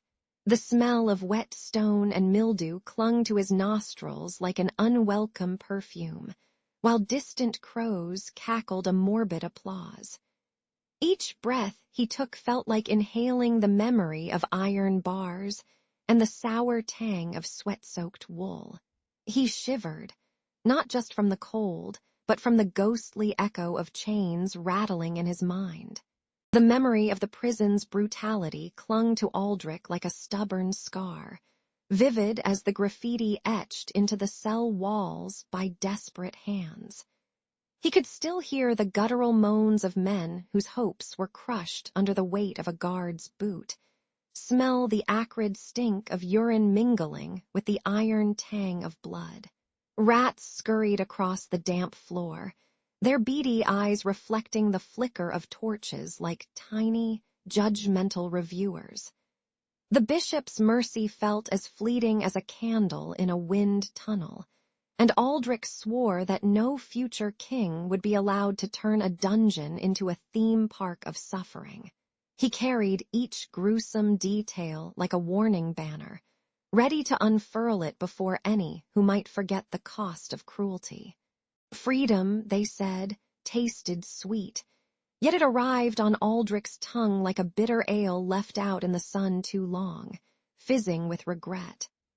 He chuckled darkly, thinking of the bard's tale of the Game of Thrones, where a crown meant nothing without a clean conscience, and wondered if the knights of his time ever played a real-life version of Escape the Prison on TikTok. The irony was thick. After surviving a place designed to break spirits, he now faced the world's indifferent bustle, where the only chains were taxes and social expectations. He imagined the bishop, now a reluctant superhero, swapping his crook for a microphone to broadcast the horrors, turning the grim reality into a viral cautionary tale. Yet, even as humor danced on his lips, the weight of the past pressed down like a sack of stones, reminding him that liberty is a fragile, often sarcastic, beast. Aldrich stepped forward, each footfall a drumbeat of resolve, vowing that the story of the stone-cold cells would not fade into legend like a forgotten meme. He would speak in taverns, on market stalls, and wherever a curious ear might linger, painting the walls of memory with the stench of rot and the clang of broken hope. Future generations, he warned, must learn that a kingdom built on fear crumbles faster than a sandcastle at high tide. The bitter taste of freedom, he said, should linger on the palate as a reminder that liberty is earned, not handed out like free ale. And so, with the sunrise now a blazing herald, Aldrich carried the torch of truth, hoping its flame would scorch any heart that dared to forget. In the heart of St. Mark, the market square throbbed like a medieval drumbeat, and young Tomas shuffled between stalls, his apprentice's apron stained with flour and fish sauce. The timber houses leaned on each other like gossiping neighbors, their thatched roofs puffing out smoke that curled into the cold dawn. Children chased each other through alleys that were narrower than a modern studio apartment, shouting, "Tag!" as if the plague hadn't already claimed the title of hide-and-seek champion. The air tasted of baked rye, spilled ale, and the unmistakable tang of rot that rose from the open gutters, making even the pigeons look queasy. Tomas inhaled it all with a grin, thinking the city was a living, breathing beast that could never possibly get sick, until it did. Those alleys, slick with yesterday's rain and today's waste, served as the city's unofficial sewer system, a liquid labyrinth where rats held nightly rave parties. Open gutters gurgled like over enthusiastic toddlers, spilling blackened water onto cobblestones that shone like greasy mirrors. The scent of human excrement mingled with the sweet perfume of market spices, creating a perfume that would make a modern perfume tester faint.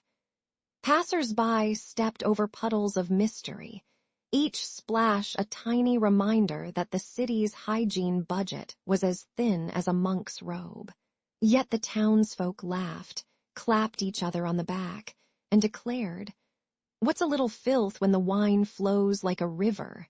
Enter the healers, a ragtag band of women and men who carried satchels of herbs, leeches, and a healthy dose of superstition. Think medieval Avengers, but with more poultices and fewer capes. Tomas followed Master Aldrich, the chief apothecary, whose beard was so long it could have been used as a rope to pull a carriage out of a ditch. They examined the cramped dwellings, noting how close the families lived, their bodies a chorus of coughs and sneezes that sounded like a medieval choir rehearsing for a plague opera. Aldrich muttered that the city's air quality was about as fresh as a dragon's breath, and Tomas couldn't help but picture the dragons of Game of Thrones sneezing on the rooftops. The healers sprayed aromatic herbs into the streets, a medieval air freshener that smelled like lavender mixed with desperation. Soon, the signs of trouble began to sprout like weeds in a neglected garden. A feverish cough became a town anthem, and children's laughter was replaced by the rattling of infirmary doors. Tomas watched as a neighbor's wife, once the pride of the bakery, collapsed in the doorway, her face turning the color of stale bread. The healers scrambled, their hands moving faster than a tick-tock dance, yet their remedies seemed as effective as a wooden sword against a dragon. Irony dripped from every gutter. People built walls to keep out invaders, only to let disease slip through the cracks of their own homes. Even the city's mayor, a rotund man who loved to boast about St. Mark's robust spirit, sneezed loudly and declared, "We'll survive. We have ale." As the sun set behind the crooked rooftops, casting long shadows that looked like skeletal fingers, Tomas felt a chill that had nothing to do with the evening breeze. He whispered to the night, "If we can't clean the streets, maybe we can at least clean our stories." The healers gathered around a flickering lantern, plotting a campaign of sanitation that would make modern cities blush with envy. Tomas tightened his apprentice's belt, ready to carry buckets of water, herbs, and a dash of stubborn optimism into the next alley. The crowded streets of St. Mark throbbed with danger, but also with the stubborn heartbeat of a people who refused to let a little grime write the final chapter. The city's alleys festered like a forgotten cauldron, spewing a stench that could knock a horse off its hooves. Tomas, a lanky apprentice baker, slipped past the clogged waste pits and felt the air thicken with the sour perfume of rot and urine. Each step kicked up a cloud of flies that buzzed like an angry chorus of medieval DJs. The sun, weak through the haze, painted the walls a sickly yellow, as if the very stone were vomiting. Even the rats seemed to wear tiny gas masks, scurrying away from the miasma that clung to every cobblestone. By the third night, the foul odor birthed a stranger fever that crept through the streets like a silent thief. Victims awoke with throats that felt like sandpaper and skin that flushed the color of a boiled beet, while their heads throbbed like a drumline in a tavern brawl. Tomas watched a baker's wife collapse, her breath ragged, and heard the whispered prayer, "Lord, grant us a quick respawn." The fever spread faster than gossip about the bishop's new hat, and the city's shutters clanged shut as fear turned every doorway into a fortress. Mothers clutched their children tighter than a miser clutching his coins, hoping the disease would pass like a bad joke. Merchants, normally as steady as a ship's keel, began haggling over the price of clean water like it were liquid gold, while the clergy hawked indulgences with the zeal of a modern influencer selling miracle gummies. One priest, eyes wide as saucers, declared the plague a divine Wi-Fi glitch, urging the faithful to reboot their souls. The market square, once a cacophony of bartering, fell silent except for the occasional cough that sounded like a malfunctioning lute. Even the city guard, who prided themselves on their iron resolve, tiptoed around the pits as if they were walking on a floor of Lego bricks. Irony dripped from the situation. The very walls meant to protect the city now served as a giant, stinking ventilation system for death. Tomas, clutching a sack of rye, felt his stomach churn like a medieval blender, half from the smell and half from the dread that clung to every whisper. He recalled a tale his grandmother told him about a dragon that breathed poison, and thought, if only we had a knight in shining armor, or at least a medieval version of a hazmat suit. The city's clamor turned into a low, collective hum, punctuated by the occasional scream that echoed like a badly dubbed horror movie. He watched a group of children play tag, their laughter oddly bright against the backdrop of decay, as if they were auditioning for a sitcom set in the Black Death era. The absurdity of life persisting amid such filth made Tomas wonder if the gods were just bored and had decided to binge-watch humanity's misery. By dawn, the stench seemed to settle into the very pores of the town, a lingering reminder that sanitation was a concept as foreign as a smartphone. Tomas stood at the edge of the waste pit, his boots caked in sludge, and swore to one day see a proper sewer system, something that wouldn't make the city smell like a dragon's armpit. The clergy began to chant louder, the merchants whispered louder, and the fever kept marching on, indifferent to their prayers and price tags. In that grim tableau, irony shone brightest.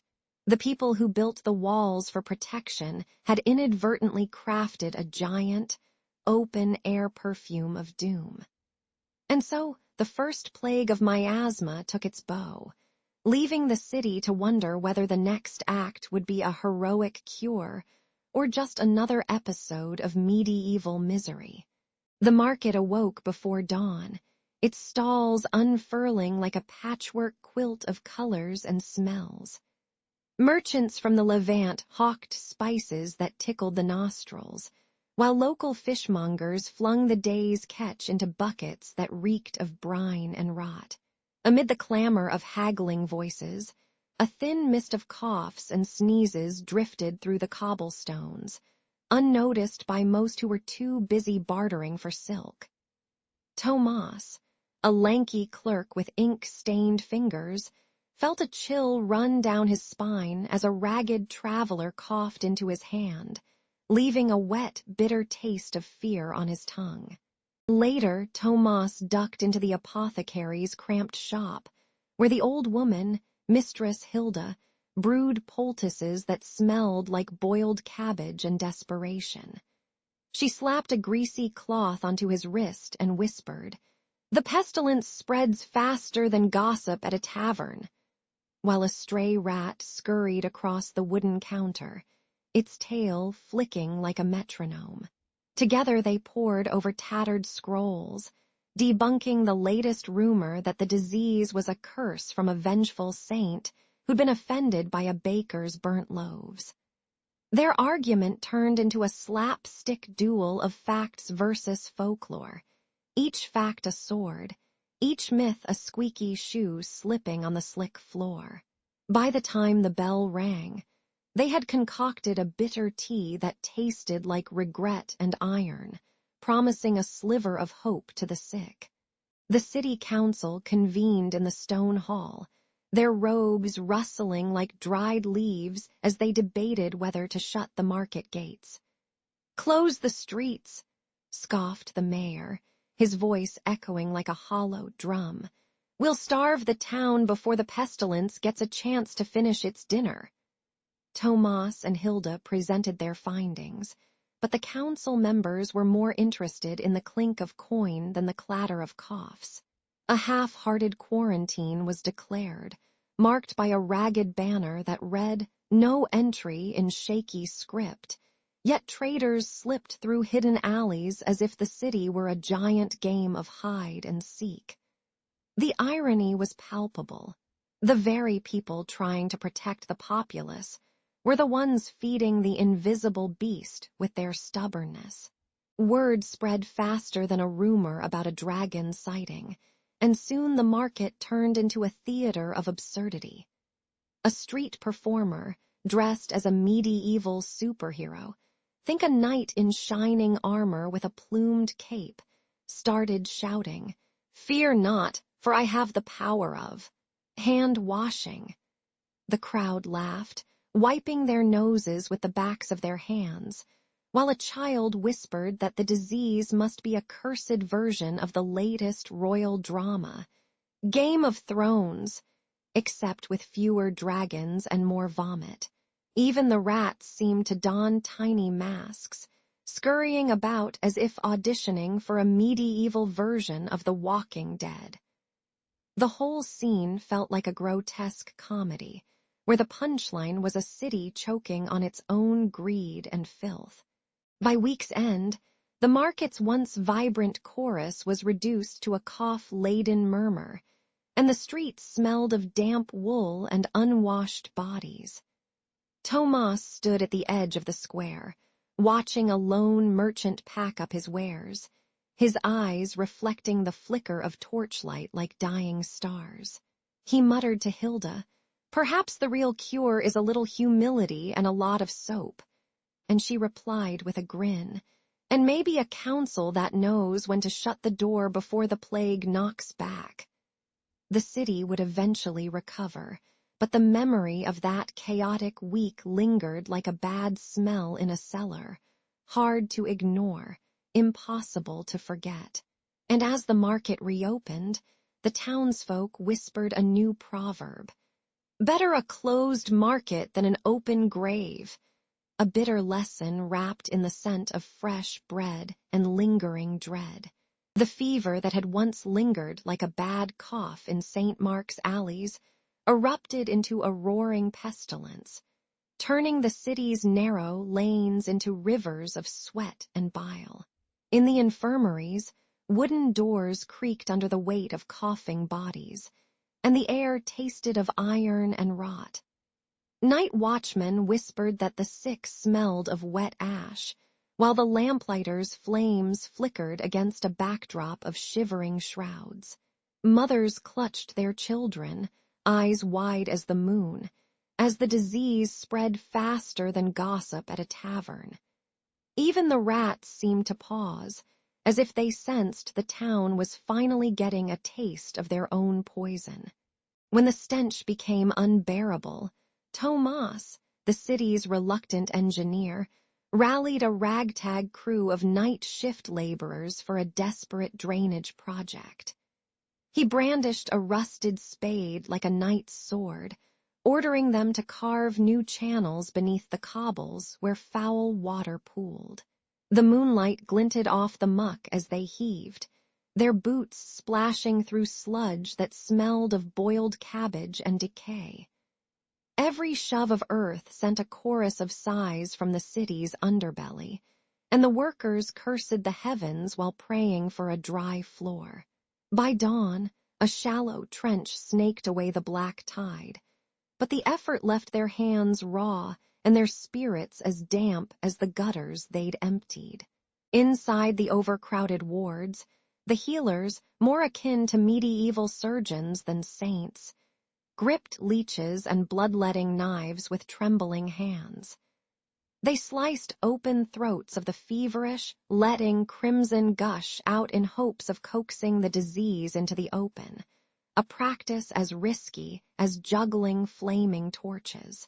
The patient's cries rose like a choir of banshees, mingling with the clatter of wooden buckets catching the spilled blood. Some old women muttered that the doctors were playing a game of who can bleed the most, worthy of a Game of Thrones episode, though none were crowned king. By night's end, the ward smelled of copper, sweat, and a faint hint of desperation. When the last lantern sputtered, Tomas dragged a trembling clerk to the bishop's vaulted chambers, clutching a scroll soaked in the same sickly ink that stained the city's streets. He fell to his knees, his voice cracking like a cracked pipe, pleading for divine intervention to wash away the pestilence.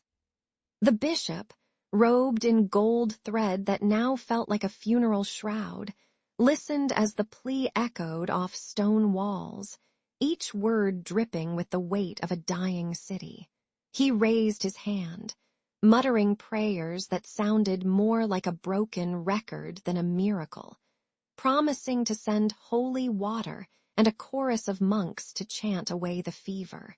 Yet the only thing that seemed to answer was the distant howl of a wind that carried the stench of death back into the streets. The black tide, as the townsfolk began to call it, rose higher than the city's tallest spire, swallowing hope with each gust of foul wind. Children peeked from cracked windows, their eyes wide as if watching a medieval version of a zombie apocalypse, while merchants huddled their wares, whispering that even the gods were on a coffee break. Tomas, covered in mud and blood, stared at the newly dug trench, realizing that engineering could only reroute water, not the plague itself. In a final, bitter chuckle, he muttered that perhaps the next great invention would be a medieval face mask, though the fashion of the day favored beards and plagues over PPE. As the chapter closed, the city's bells told a mournful hymn, a soundtrack worthy of a Netflix drama, while the pestilence lingered, waiting for its next act. When the last cough faded, the city's cobblestones glistened with rain-washed blood, but the survivors refused to linger in the muck. They tore down the cramped alleys that had once choked carts like a dragon's throat, carving wider lanes that could swallow a horse and a market stall without a squeal. Stone drains, cold as a monk's stare, replaced the open gutters that had once served as rivers of rot and rat-filled broth. Children, their cheeks still pink from fever, chased each other across the newly paved streets, their laughter echoing like a medieval ringtone. Even the wind seemed to sigh in relief, carrying away the lingering stench of decay and making room for fresh bakery aromas. Tomas, now a seasoned healer, leaned over the cracked stone bench and watched the city breathe anew, his hands still tinged with the bitter sap of wormwood tincture. He remembered the night the pestilence turned the market square into a fog of coughing, and the scent of boiled cabbage gone rancid, a scene that would make even the bravest troubadour gag. With each new well he dug, he whispered prayers and practical advice, insisting that water be boiled long enough to turn the kettle's song into a low, mournful hum. The townsfolk, grateful but still wary, offered him loaves of rye that still smelled of the plague's ash, a reminder that gratitude can be as gritty as the streets themselves. Tomas chuckled, noting that his new title, Chief Sanitation Sage, sounded like a fantasy video game achievement unlocked after a boss battle with a plague rat. The guilds, once as tight-knit as a medieval boy band, convened in the smoky hall of the blacksmith's lodge to draft stricter rules, each clause sharper than a cutlass.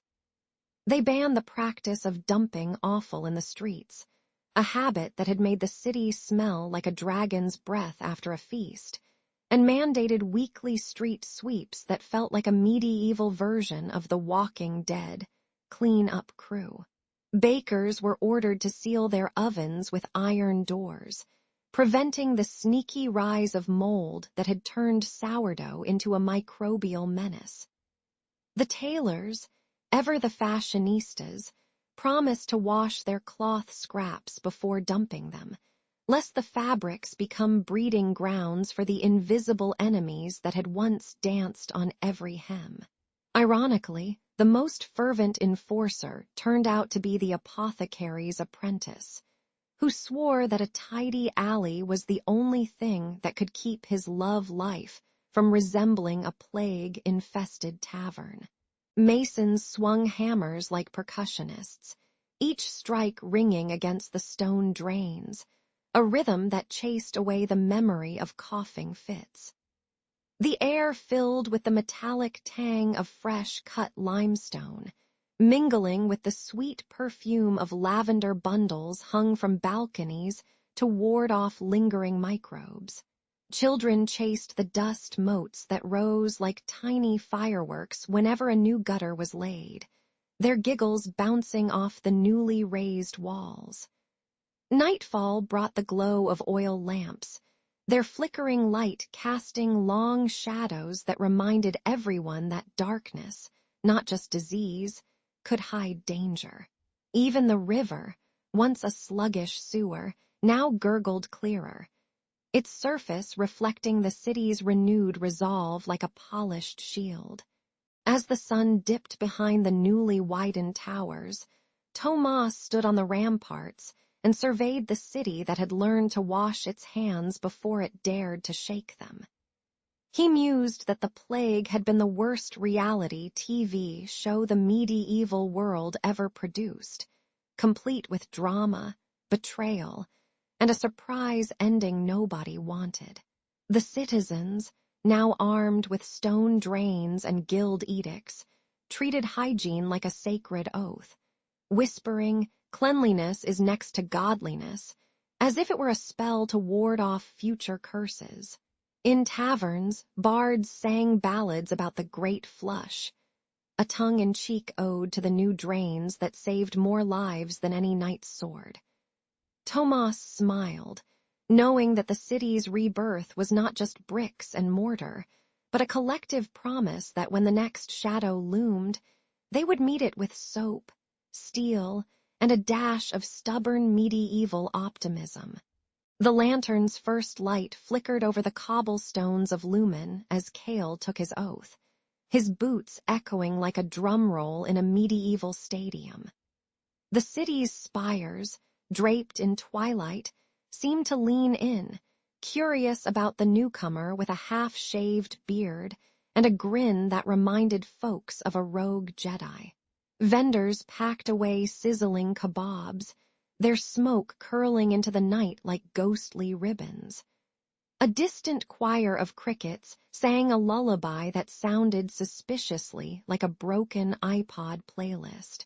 Cale lifted the brass lantern, feeling the weight of centuries pressing against his palm. He strode through the market square, where restless citizens whispered behind overturned barrels and half-eaten figs. The smell of spilled wine and burnt incense slapped his nostrils, a perfume only a city that never sleeps could produce. A baker's daughter tossed a stale baguette at a stray cat, and the thud sounded like a tiny cannonball. Children chased each other with lantern-shaped toys, their giggles ricocheting off stone arches like mischievous sprites. Cale greeted each face, his voice booming like a town crier announcing a free pizza night. Soon the murmurs coalesced into a chorus of fear. Shadows that moved on their own, doors that slammed without wind, and the legend of the previous watchman, Gorick, who allegedly brandished a whip made of midnight itself. Old men swore they heard Gorick's boots thunder like a marching band of trolls, while women claimed his stare could melt cheese. The rumors tasted sour, like the bitter dregs of overbrewed ale left out in the sun. Cale felt the weight of those stories pressing against his shoulders, a pressure comparable to 1,000 gossiping parrots. He wondered whether he was stepping into a role of protector or a costume for a medieval bully. A flicker of irony struck him. He had once watched a sitcom where the hero was a night guard who solved crimes with a flashlight and witty one-liners. And now he was living the opposite, armed with only a lantern and a questionable sense of humor. He imagined Gorik's ghost rolling his eyes, muttering, "Back in my day we didn't need Wi-Fi to catch thieves." The city's alleyways reeked of damp stone and forgotten laundry, a sensory reminder that danger could hide in the most mundane places. Cale clenched his jaw, deciding that if he were to be a bully, he'd at least offer the victims a free night of karaoke. Yet a softer voice inside urged him to be the kind of watchman who would share his last slice of bread with a starving stray. When the lantern finally cast its first full glow, the darkness recoiled like a shy cat startled by a laser pointer. Shadows retreated, revealing the true faces of Lumen's night dwellers, some weary, some wicked, most simply human. Cale felt a surge of purpose, as if the ancient stones themselves whispered, "Do your thing, kid, but keep the jokes PG-13."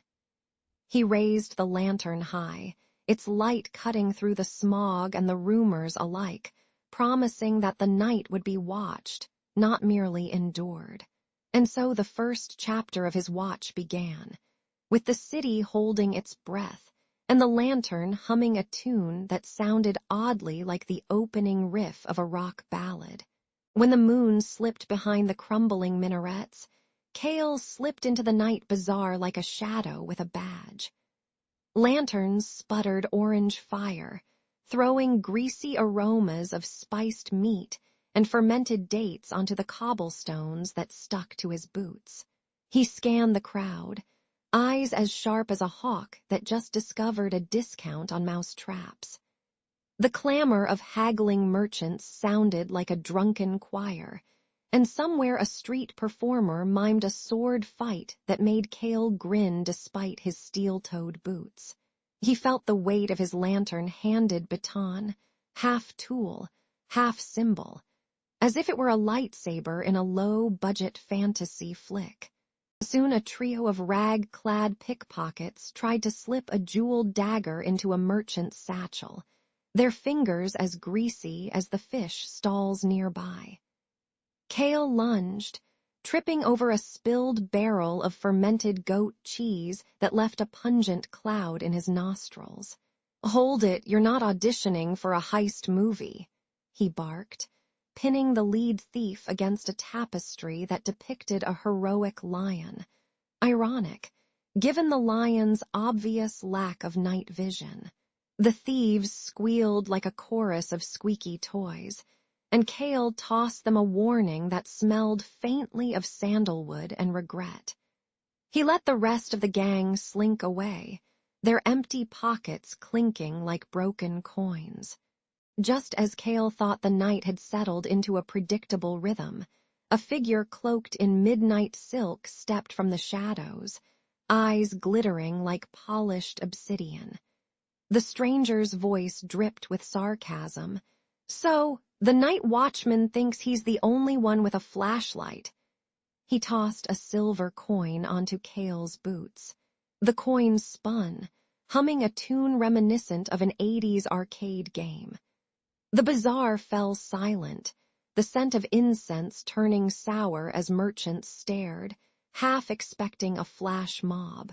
Cale felt the familiar tug of authority and the strange pull of curiosity, as if he'd just been offered a side quest in a role-playing game. Cale's mind raced between two scripts, the iron-fisted lawman who would slam the mysterious intruder into the nearest spice rack, and the reluctant mentor who might ask, "What brings you to my watch, friend?" He remembered the old tavern tale of the night watch who turned a bully into a baker, kneading dough instead of fists. The bazaar's heat pressed against his skin, mixing sweat with the scent of cumin, reminding him that cruelty left a bitter aftertaste, while kindness could be as sweet as honey-glazed figs. He clenched his baton, feeling the cold metal whisper, "Choose wisely, or you'll end up like the guy who tried to juggle flaming swords, spectacularly doomed." The crowd held its breath, as if waiting for a plot twist that would make even Shakespeare raise an eyebrow. With a half-smile that hinted at mischief and mercy, Cale lowered his baton and extended a hand, saying, "Walk with me, and let's see why you're haunting my streets." The cloaked figure hesitated, then slipped a weather-worn map into Cale's palm, revealing a hidden network of orphaned children selling contraband toys. Cale realized that his role wasn't just to chase shadows, but to illuminate the cracks where they gathered. He laughed, a sound that rolled like a drumbeat through the bazaar, and declared, "All right, you're on patrol with me. Just no more surprise boss battles, okay?" The night bazaar erupted in cheers, the scent of fried dough mingling with the faint echo of distant fireworks, as Cale and his new ally vanished into the moonlit alleys. The moon hung low over the cobblestones, casting silver ribbons on the cracked facades of the old quarter. In the alleys, the walls seemed to whisper, hushed gossip that the night watchmen, once revered as the city's silent guardians, had turned into midnight marauders.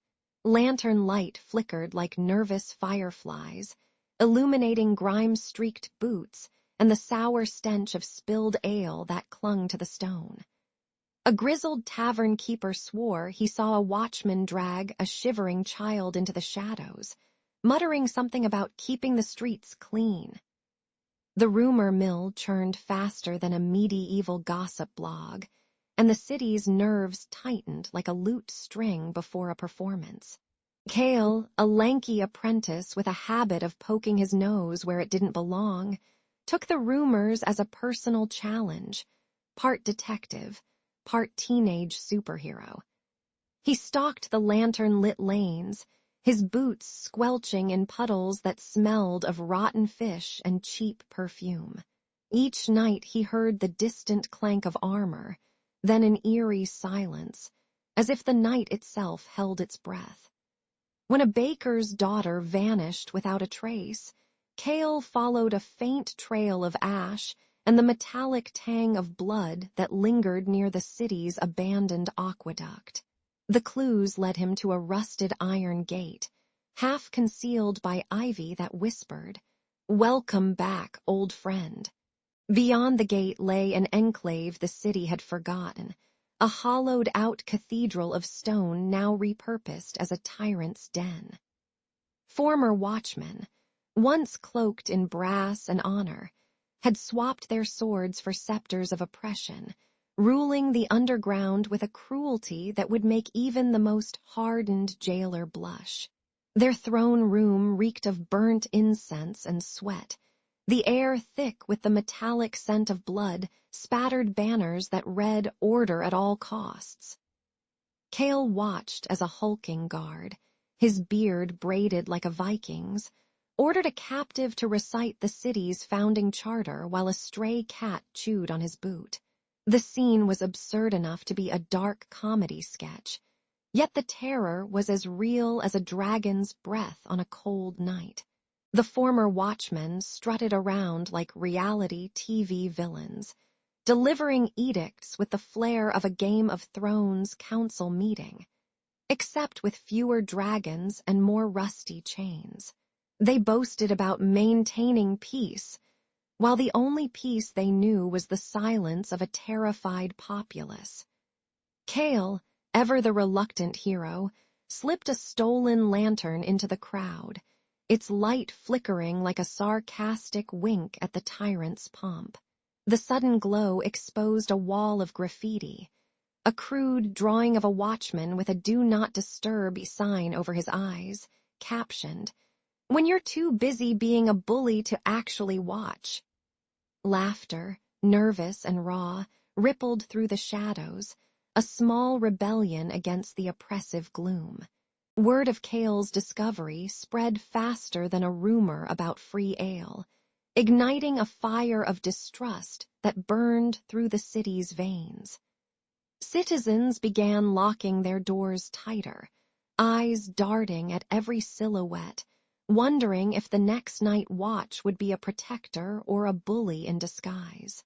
The council, now sweating like a marathon runner in a sauna, convened emergency meetings that sounded more like a sitcom family argument than a serious deliberation. In the end, the whispering walls kept their secrets, but the echo of Cale's footsteps reminded everyone that even the darkest night can be pierced by a single, stubborn candle.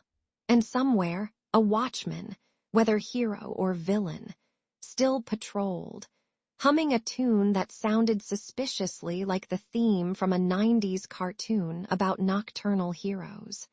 The moon hung low, a silver coin tossed into the black broth of night, as the city's ancient gates creaked under the weight of centuries.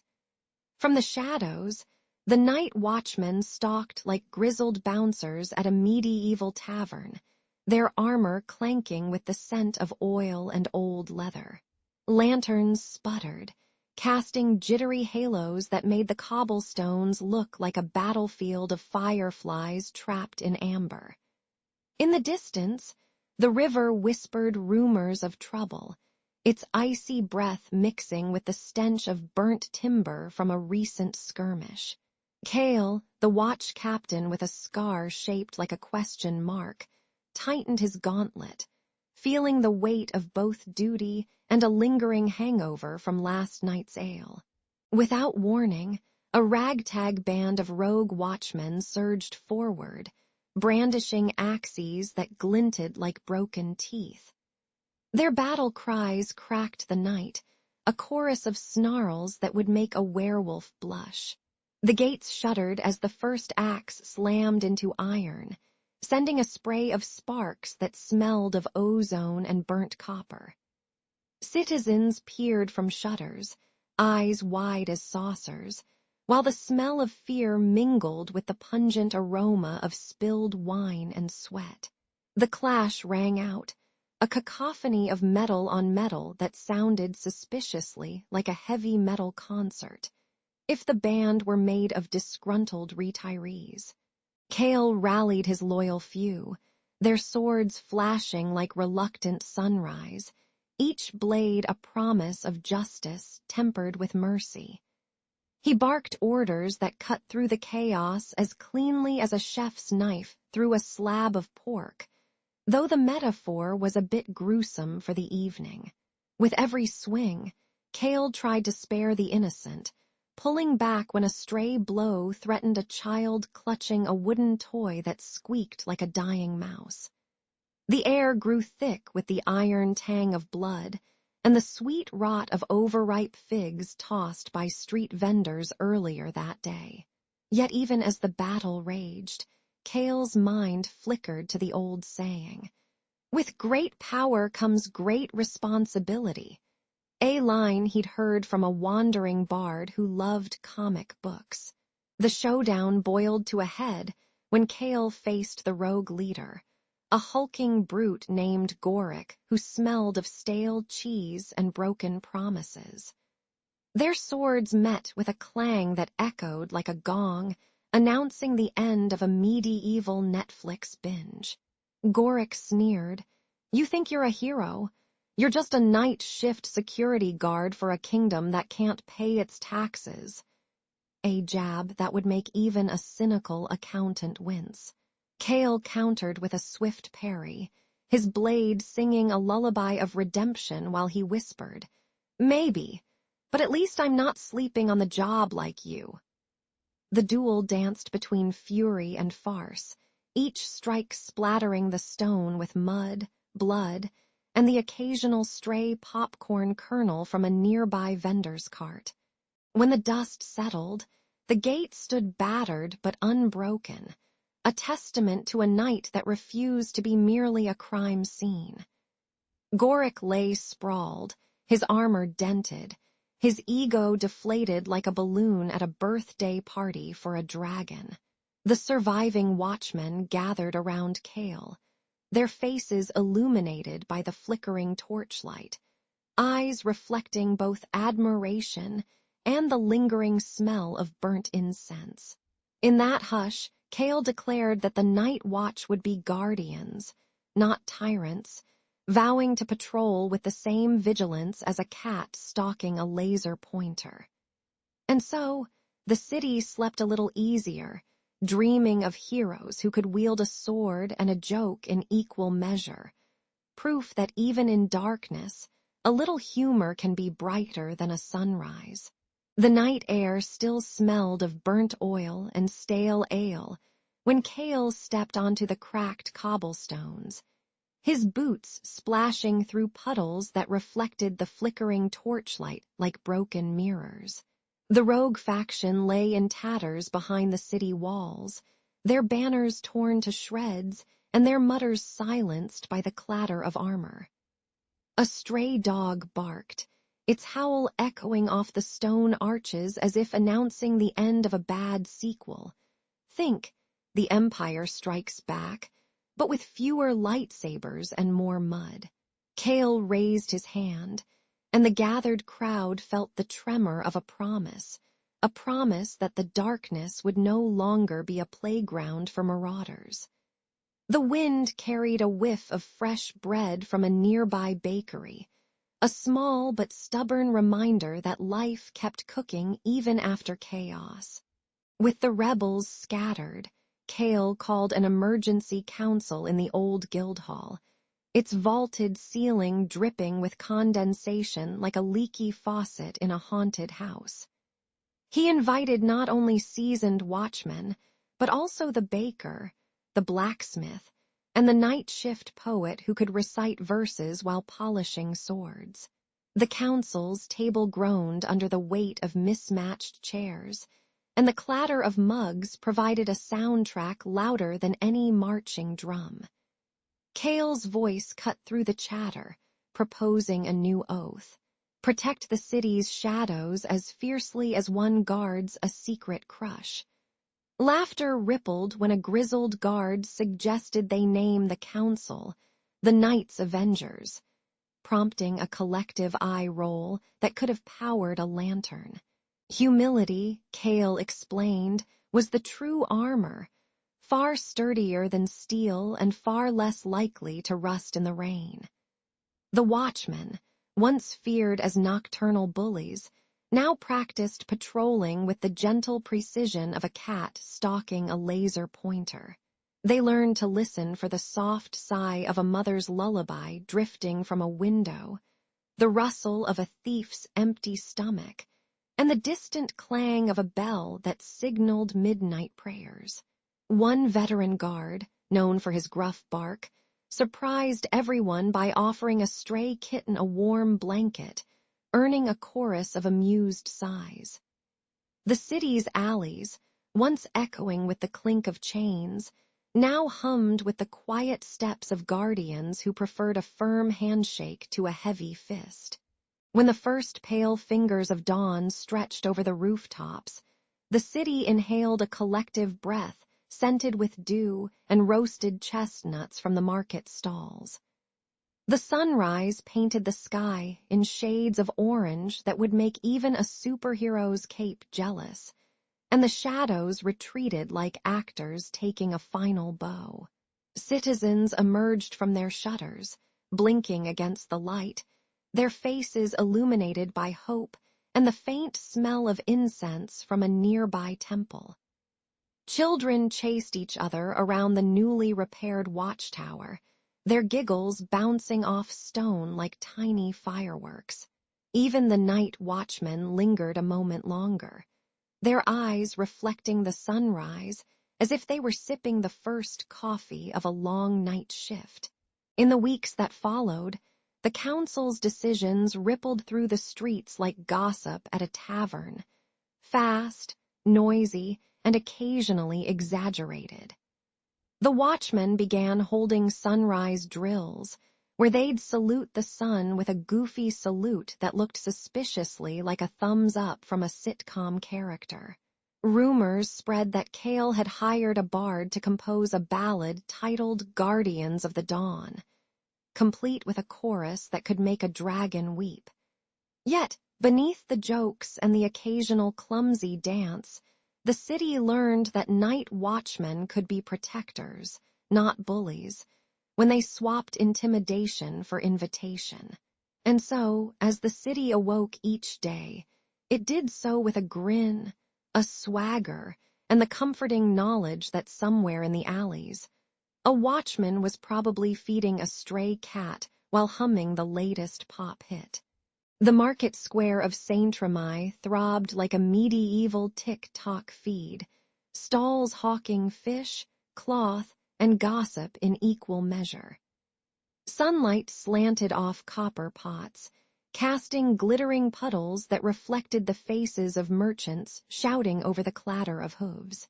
Young Myra, fresh from the village, weaved through the crowd, her nose assaulted by the sweet rot of spilled mead and the sour tang of goat cheese. She felt the pulse of the town like a drumbeat, each thump promising work, danger, and a story she hadn't yet imagined. When a hand clasped invitation slipped into her palm, she barely noticed the ink-stained parchment fluttering like a moth. The parchment led her to a narrow doorway where Matilda, the brothel keeper, stood like a seasoned game master with a ledger and a wicked grin. Matilda's hair was a tangled knot of braids, her eyes sharp as a hawk's, and she greeted Myra with a bark that sounded suspiciously like a medieval version of "Welcome to the club." She laid out the rules. No talking to the clergy, always count your coins before the night ends, and never trust a client who smells like the town's tannery. The walls were plastered with faded frescoes of saints and sinners, a reminder that heaven and hell were just a few steps away. With a wink, Matilda handed Myra a brass key, saying, "Welcome to the real Game of Thrones, dear." Outside, the guilds hammered out their own symphonies, the blacksmith's clang echoing like a heavy metal riff, while the clergy muttered prayers that smelled of incense and mildew. The town's law, a patchwork of royal edicts and local ordinances, treated women of the night like stray chickens, protected enough not to be trampled, but not enough to earn a proper coup. A constable's badge dangled from Matilda's belt, a reminder that the city watched even the shadows, ready to swoop in with a fine or a flogging. The guildmasters whispered that prostitution kept the streets clean, a euphemism for the steady flow of coin into their coffers. Myra realized she was stepping onto a stage where every actor wore a mask, and the audience included both saints and sinners. The first night, Myra learned that a client's breath could carry the scent of boiled cabbage, stale ale, and the faint metallic tang of a wound. She endured jokes from a burly merchant who compared her to a medieval Tinder swipe left if you smell like the blacksmith, and a gaunt pilgrim who offered a rosary in exchange for a kiss, only to drop it in the gutter. The rooms reeked of sweat, mildew, and the occasional stray cat, whose fur added a surprise texture to the linens. Disease lurked like a silent villain, and Myra watched a fellow courtesan's skin turn the color of a bruised apple, a grim reminder that the price of pleasure could be a fever. Yet between the groans and the laughter, she felt a strange camaraderie, as if the whole town had become a giant, messy, medieval reality show. When dawn cracked over the market square, Myra emerged with a pocket full of copper and a head buzzing like a tavern lute. She laughed at the irony that the very streets that sold spices and sermons now also sold her stories, each one stitched into the fabric of the town like a secret embroidery. Matilda clapped her on the shoulder, whispering, "You survived the first level, kid, next up, the boss fight with the bishop." Myra smiled, thinking of the modern phrase hustle culture, and wondering if the medieval version involved more mud and fewer coffee breaks. As the bell tolled, she stepped back into the crowd, ready to rewrite the market's gossip with her own verse, one daring step at a time.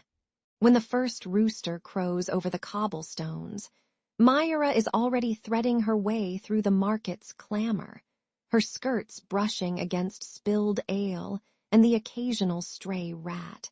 The tavern's door swings open like a beast's maw, and a hulking patron lumbers in, his breath a mix of stale pipe smoke and sweat.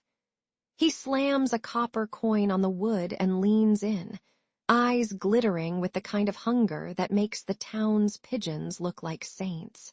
Myra meets his stare with a practiced smile, but inside her gut knots tighter than a rope bridge in a storm. Every grin is a gamble, every touch a potential flash of violence, and the day's first lesson is that the only thing sharper than a knife is a client's temper. The air in the back room hangs heavy with the sour tang of mildew and the faint, ever-present whiff of venereal disease, like a medieval perfume that no one would dare wear to a royal banquet. Myra has learned to count the coughs, the rashes, the way a lover's sigh can turn into a feverish shiver that spreads faster than gossip about the lord's new mistress. She wipes the sweat from her brow with a rag that once soaked up a butcher's blood, feeling the stickiness remind her that infection is only a breath away. When a patron sneezes, the room erupts in a chorus of curses and the clatter of wooden chairs, and Myra's mind flashes to the apothecary's warning. A single kiss can carry more plague than a plague ship. She laughs, a short, nervous bark, because humor is the only armor that doesn't rust in the damp. Beyond the tavern's flickering lanterns, the town watch patrols the streets like a troupe of bored actors, their armor clanking in rhythm with the clop of horse hooves. Their eyes scan every shadow, and a misplaced whisper can land a woman in a cell that smells of urine and regret. Myra's heart thumps each time a lantern swings close to her doorway, as if the light itself were a judge ready to deliver a verdict. She's learned to slip through alleys as silently as a cat burglar in a heist movie, though the only loot she's after is a night's safety. The watch's presence is a constant reminder that the line between legal and illegal is drawn with a quill, not a sword, and can be erased with a single accusation. In the cramped backroom of an apothecary named Tomas, whose beard smells of rosemary and cheap wine, Myra finds her unlikely ally. Tomas slides her a pouch of dried mugwort and a sprig of lavender, whispering that the herbs will mask her scent from both disease and the watch's nosy noses. The herbs feel gritty and warm between her fingers, like tiny firecrackers of hope ready to explode into protection. He chuckles, saying, "Consider this my version of a superhero cape, only it doesn't make you fly, just keeps you from catching the plague." Their secret handshake, a quick tap of the palm against a wooden counter, becomes a silent pact, a pact as fragile as a spider's silk, but as vital as bread in a famine. Each night, as Myra steps back onto the cobbles, the weight of the pouch at her waist reminds her that livelihood and peril are twin brothers sharing the same bed. She can hear the distant howl of a stray dog and the nearer, sharper bark of a patron's rage, both vying for her attention like rival DJs at a medieval rave. The irony isn't lost on her. She sells pleasure while battling death, a modern-day version of a video game character who must dodge both bullets and bad reviews. Yet in the flicker of torchlight, she finds a strange pride, knowing she can outwit a sword-wielding brute and outlast a contagion with nothing but wits and a handful of herbs. And when the town watch finally passes, oblivious to the quiet triumphs happening behind closed doors, Myra smiles. Because surviving the hidden dangers is the ultimate high score. The night Myra slipped her silk-clad form into the Lord Sun's chambers, the candlelight flickered like gossip in a tavern, and by dawn the city awoke to a scandal louder than a market bell. Word spread faster than a plague. Sir Aldrich lay dead, his throat swollen with wine, a silk ribbon tangled around his wrist like a twisted love note. The street vendors whispered over steaming pies, their breath fogging the cobblestones as they muttered about the fallen angel who had lured the noble to his doom. Myra, wiping the blood from her cheek with a rag soaked in cheap ale, felt the weight of 1,000 eyes pressing into her back.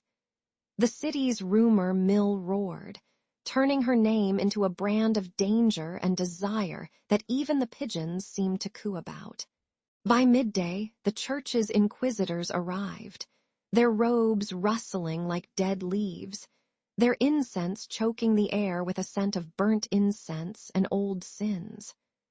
Father Grimbald barked for testimony, his voice echoing off stone walls as sharp as a blacksmith's hammer, demanding that Myra spill every secret like a tavern brawl spilling ale.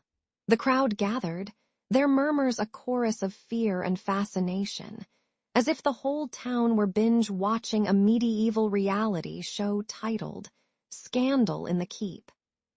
Myra's heart hammered against her ribs, each beat a drum of dread, while the inquisitors' gaunt faces stared like statues carved from judgment.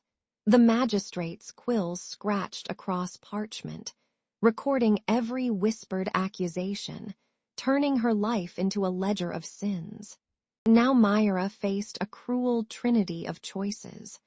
Swallow the truth and become a ghost in the alleyways, betray a fellow courtesan to save herself, or shout her story into the void and gamble with the axe. She recalled the first time she learned to hide a coin in her bra, an art as delicate as a secret, realizing that silence could be as lethal as a poisoned chalice. The irony tasted like sour milk. The very women who taught her the dance of desire now waited in the shadows, eyes glittering like the jewels of a Game of Thrones betrayal.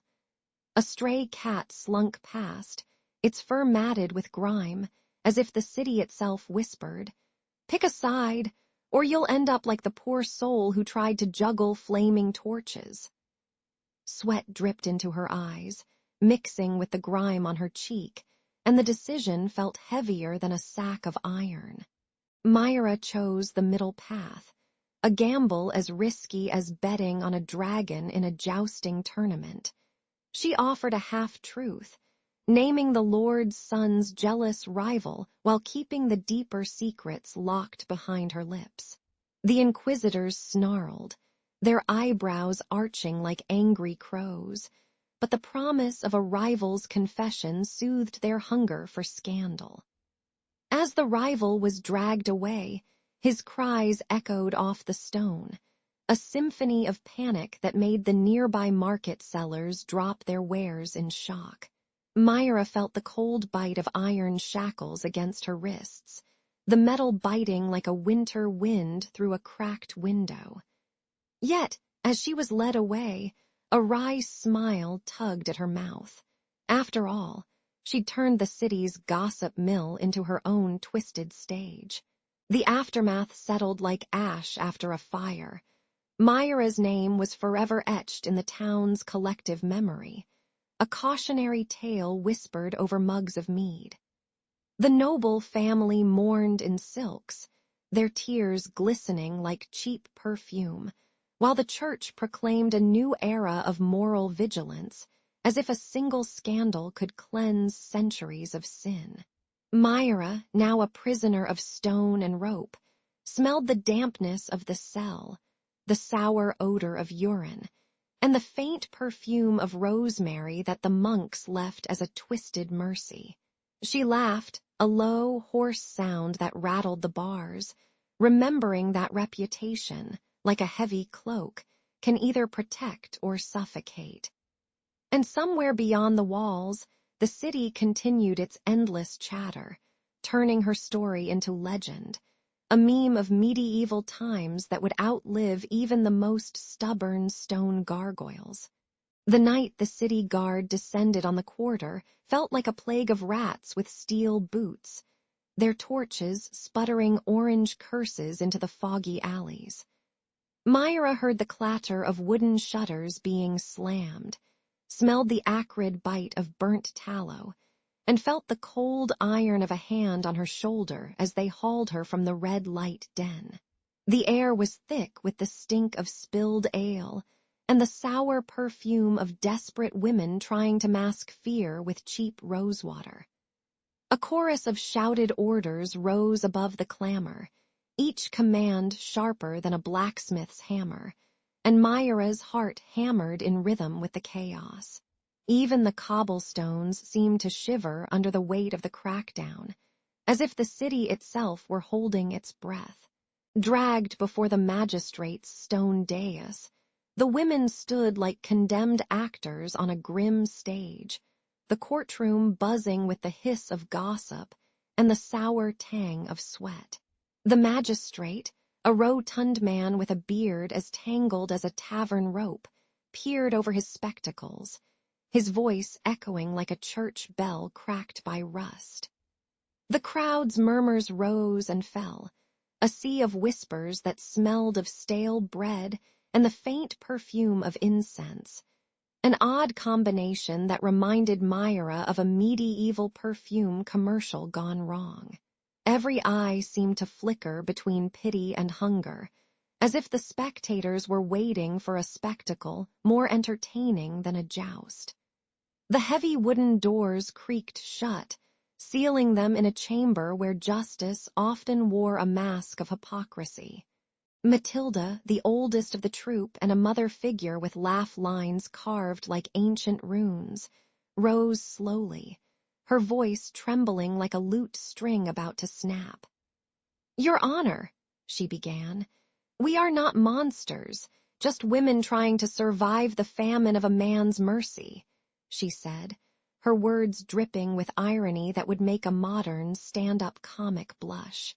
She gestured to the cramped stalls, the cracked plaster walls, the smell of boiled cabbage and cheap wine that clung to every corner, painting a picture of a life more brutal than any battlefield.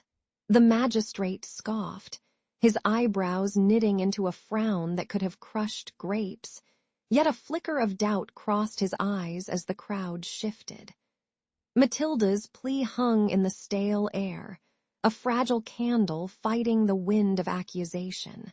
Myra, ever the quick wit, slipped a small vial from her apron, a concoction brewed by the apothecary who owed her a favor after she cured his apprentice's rash with a kiss and a poultice.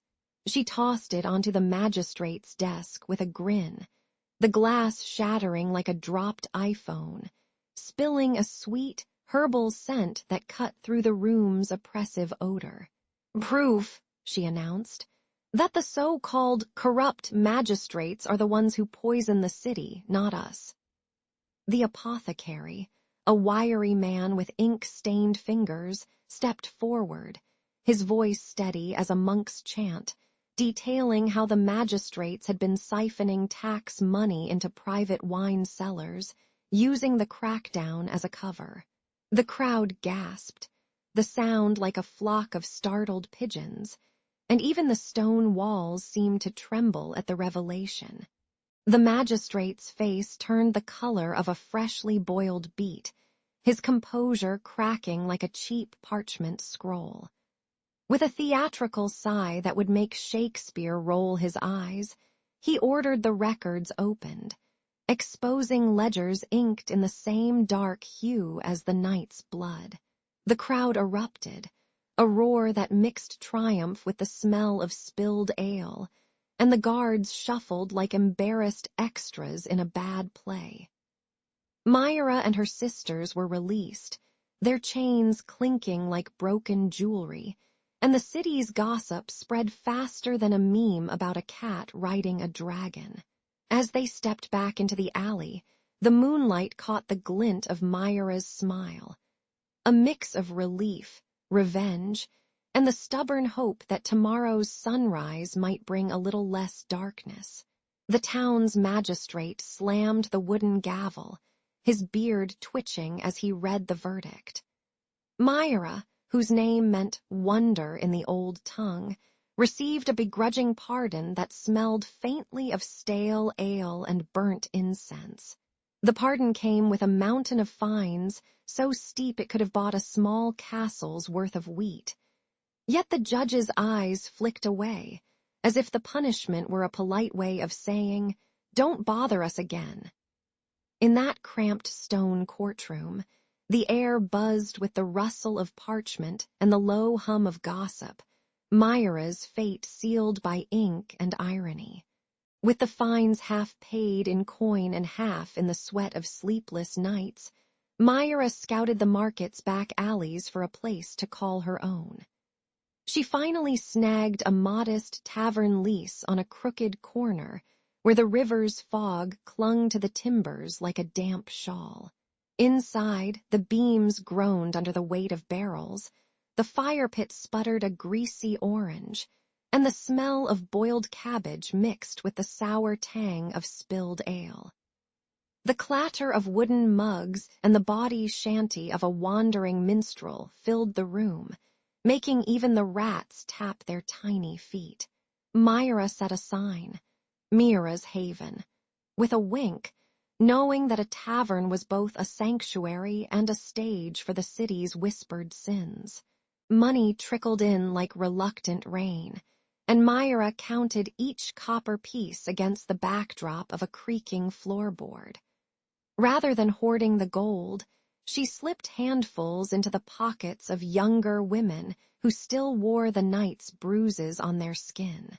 She bought them warm cloaks that smelled of fresh wool, herbs that chased away the lingering scent of mildew, and a few extra nights of sleep that tasted like forbidden dreams.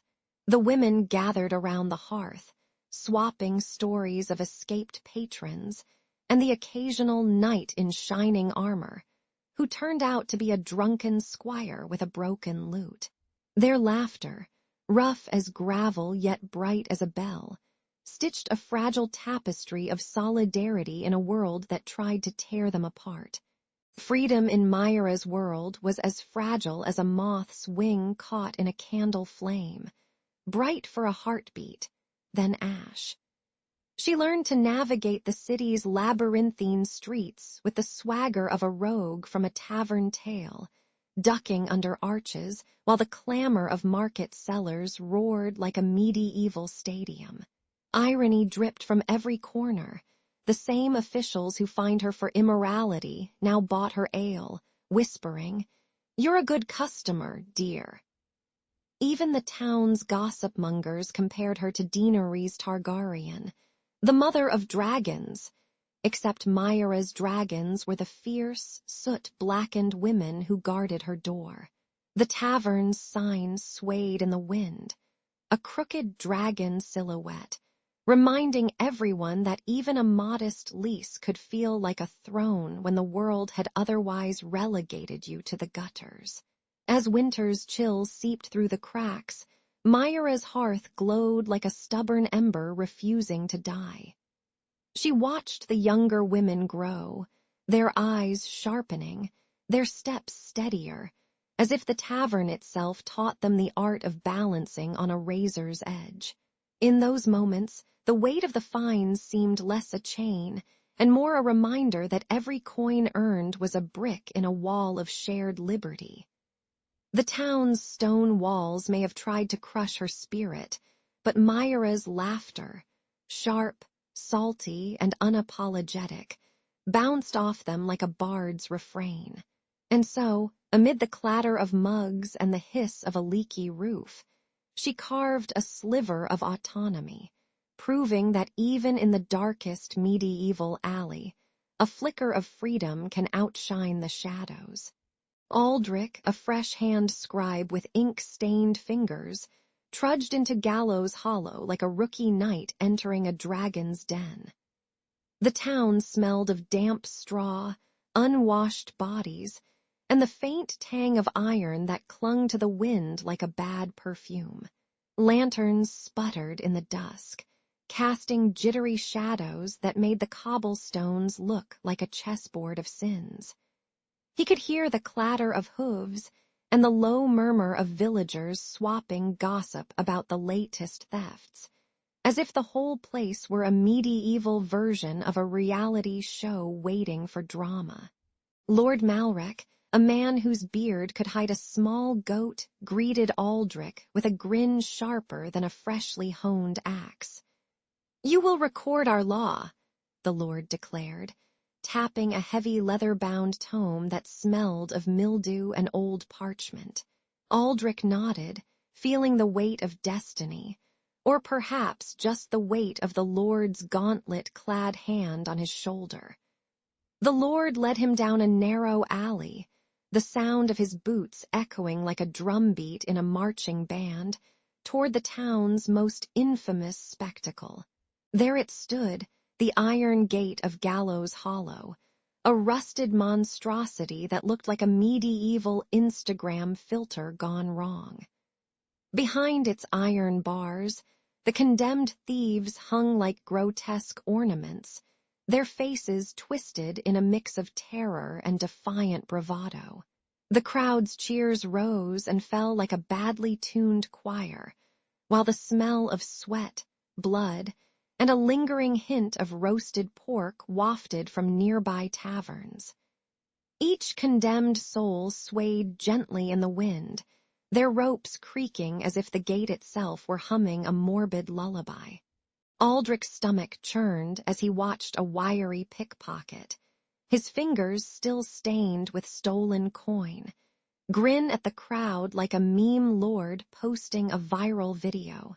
The townsfolk laughed, pointing at the poor thief as if he'd just performed a magic trick gone horribly wrong. "Now you see my gold, now you don't," they jeered. The irony wasn't lost on Aldrich. The very law he was to chronicle turned men into living statues for the amusement of the masses.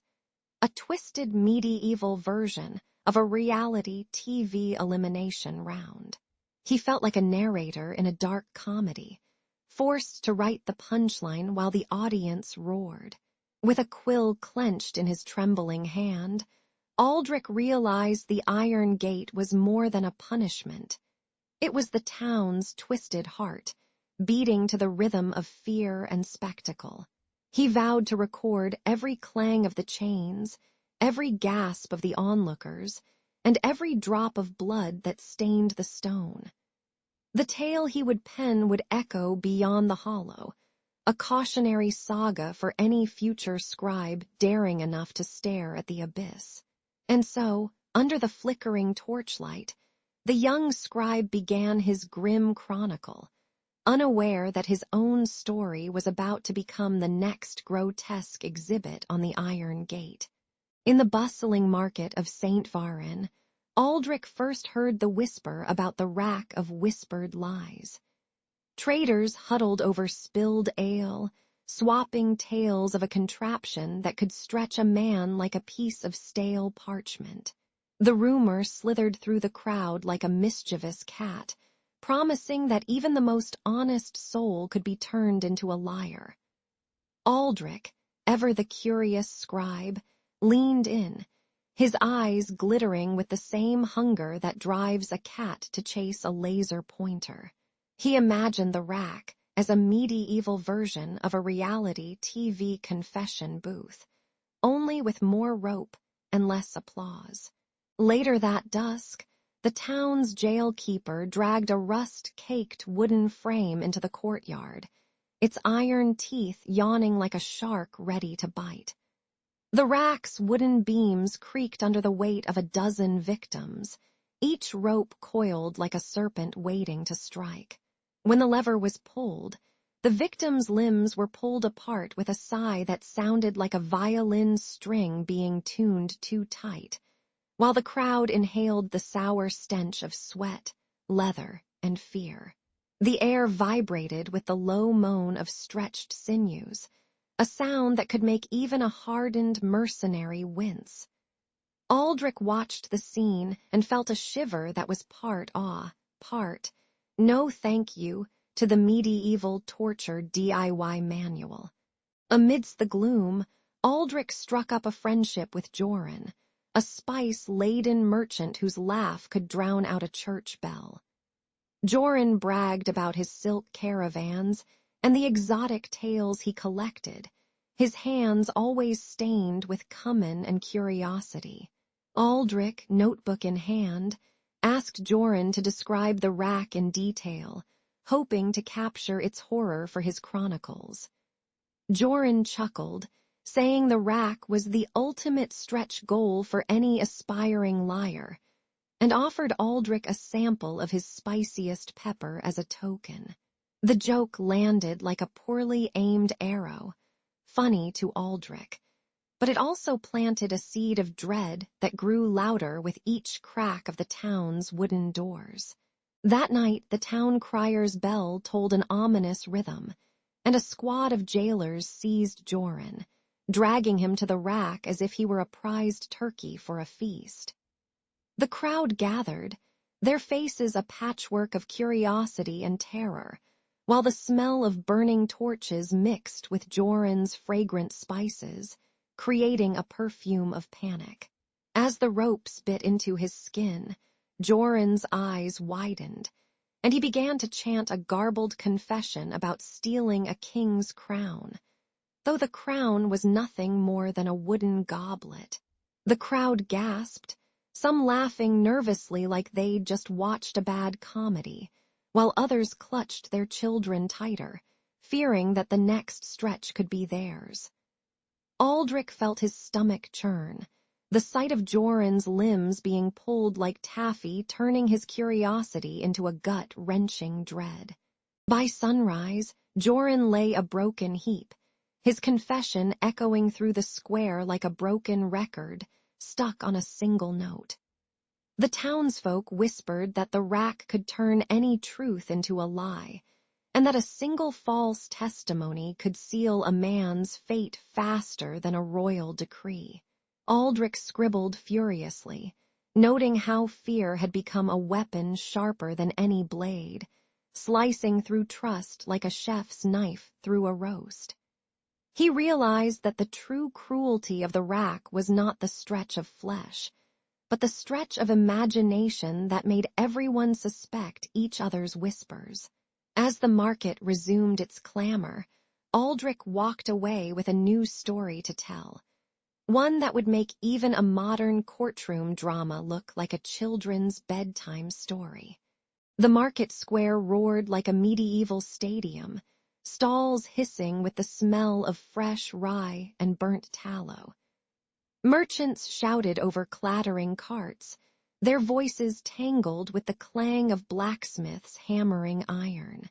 Sunlight flickered off copper pots, casting molten glints that danced on the cobblestones. In the center, a wooden platform rose like a stage, its ropes creaking under the weight of a crowd hungry for spectacle. Even the town's stray dogs seemed to pause, ears perked, as if they sensed something more than just a bargain.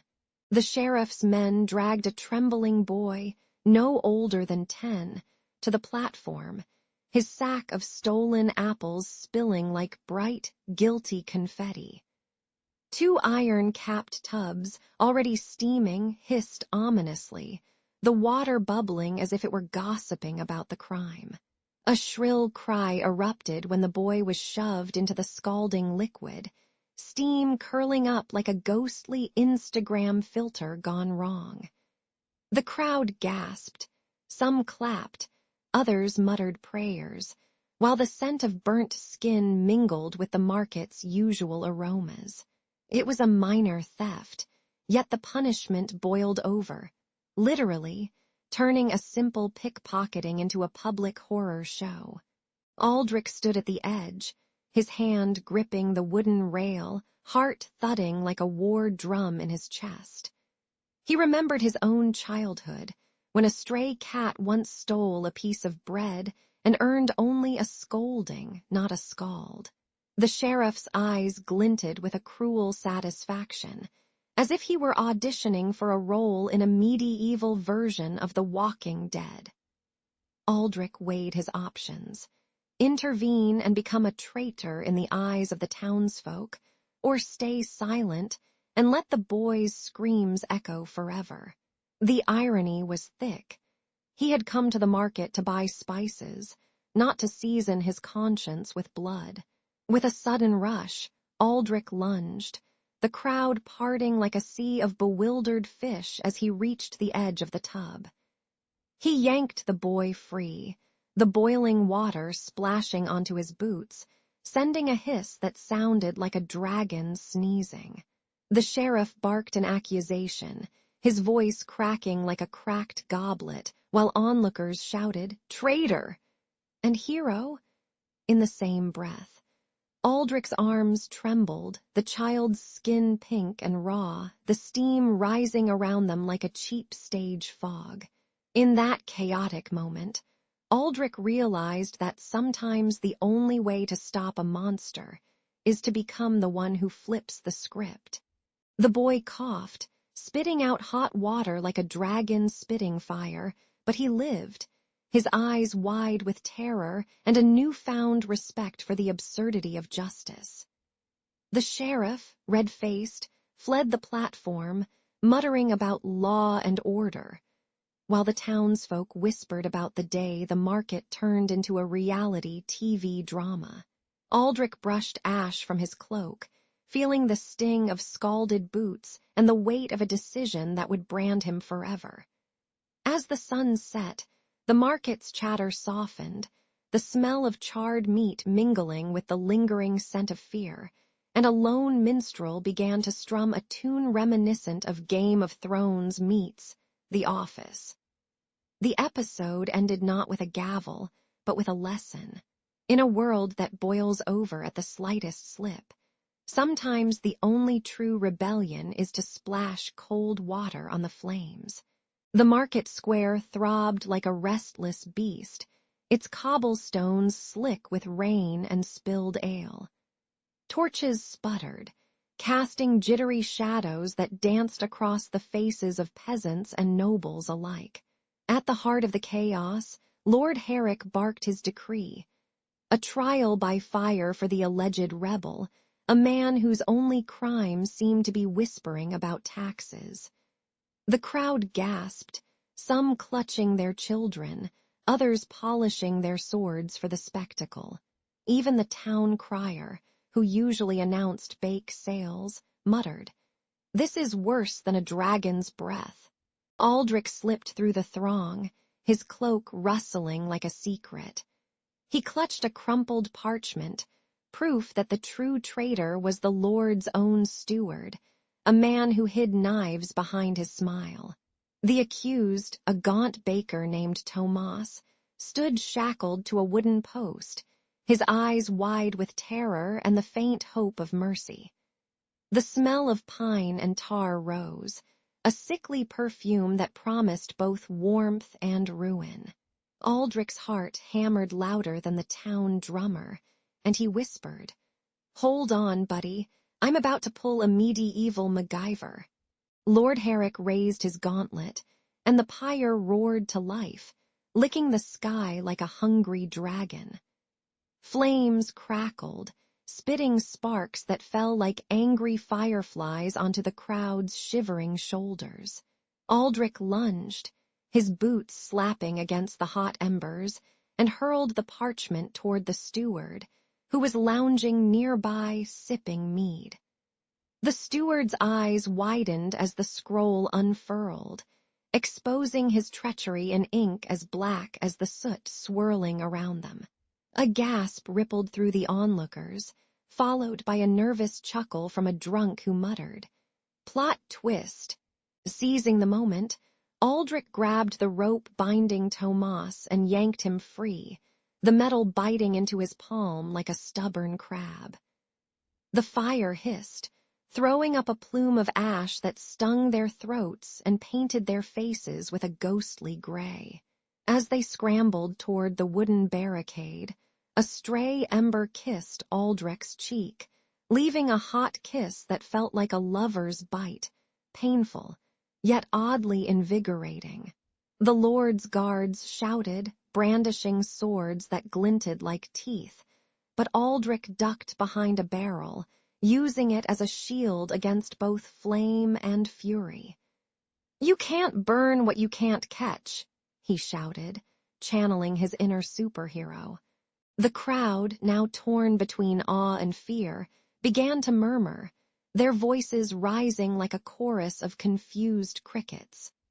Lord Herrick, his face reddening hotter than the pyre, barked orders to extinguish the flames, but the fire had already claimed its own story. Aldrich and Tomas slipped into the alley, the scent of charred wood clinging to their clothes like an unwanted perfume. Behind them, the steward was hauled away, his fate sealed by his own deceit and the very flames he tried to control. As the smoke cleared, Aldrich laughed, a low, hoarse sound, thinking that perhaps the next rebellion would involve less fire and more paperwork. When the last ember sputtered out, a cold hush settled over the market square like a damp blanket. The charred timbers still smoldered, releasing a metallic tang that clung to the air and to the throats of the onlookers. Women clutched their children, eyes wide as the moon, while the blacksmith's apprentice swore the smell of burnt wool reminded him of a dragon's sneeze. The townsfolk, faces smeared with ash, finally faced the gruesome truth of the punishments they'd once cheered as spectacle. Even the town crier, who usually shouted news with gusto, whispered, "Did we really enjoy that?" Aldrich stepped forward, his boots crunching on the ash, and his voice cut through the stunned silence like a sword through parchment. He recounted the night's horrors with the raw honesty of a tavern storyteller who just lost his ale, describing how the condemned man's skin blistered under the brand of a dozen iron spikes. The crowd winced as he mentioned the scream that rose higher than a banshee on a windy night, and a few old men muttered, "That's more drama than a Game of Thrones finale." Yet Aldrich's eyes, bright as a lantern, held no malice, only a fierce, pleading fire. His testimony sparked a ripple, a tremor that felt like the first tremors before an earthquake, shaking the foundations of their cruel customs. The mayor, a portly man who once wore a feathered hat like a peacock, tried to deflect with a nervous chuckle, but his laugh cracked like a dry twig. He promised reforms that sounded as flimsy as a paper crown, yet the murmurs grew louder, echoing off the stone walls like a choir of restless ghosts. A baker, flour dusting his apron, shouted, "If we keep this up, the only thing we'll be famous for is feeding the devil." The irony was palpable. The very people who once cheered the spectacle now tasted the bitter aftertaste of guilt. Even the town's stray cat, perched on a broken barrel, seemed to stare with judgment, its tail flicking like a metronome counting down to change. Days turned into weeks, and the council convened under a sky that smelled of rain and fresh pine, a stark contrast to the acrid stench of burnt flesh. Aldrich, now a reluctant hero, watched as the first decree was read aloud, banning the public flaying in favor of a simple, albeit boring, imprisonment. The crowd's reaction was a mix of relief and bewilderment, as if someone had just swapped a roller coaster for a gentle carousel ride. Children, who had once played at pretending to be executioners, now chased each other with wooden swords, their laughter ringing like church bells. The town's old tavern keeper raised his mug, toasting, "To mercy, the newest trend, cheaper than blood, and it pairs well with ale." Even as the smoke cleared, the memory of the old punishments lingered like a stubborn stain on a king's cloak, but hope began to stitch new patterns over it. Aldrich walked the cobblestones at dusk, feeling the cool stones under his boots, and imagined a future where stories of torture were told only in history books, not in whispered gossip. He smiled at the thought of tourists someday snapping selfies beside a plaque that read, "Here stood the last pyre of medieval cruelty, now replaced by a bakery." The townsfolk, once bound by tradition's iron chain, now tugged at the threads of compassion, weaving a tapestry brighter than any torch. In that quiet, hopeful moment, the echo of mercy rang louder than any scream ever could. The sun sank behind the timbered roofs of Brackenford, and the cobblestones thrummed with the clatter of carts hauling barrels of honeyed mead and sacks of salted pork. Lanterns flickered like fireflies caught in a medieval Instagram filter, casting amber halos over the bustling market square. Vendors shouted their wares, their voices rising above the scent of fresh bread, burnt tallow, and the ever-present tang of river mud. At the heart of the chaos, a wooden banner fluttered, bearing the image of Saint Hildebrand, patron of feasts, good humor, and apparently questionable decision-making. The townsfolk gathered, eyes bright with anticipation, ready to drown the winter's chill in ale and song. Aldrich, the town's newest brewer, stood beside his copper kettle contraption, polishing a frothy mug with a rag that had seen more spills than a tavern brawl.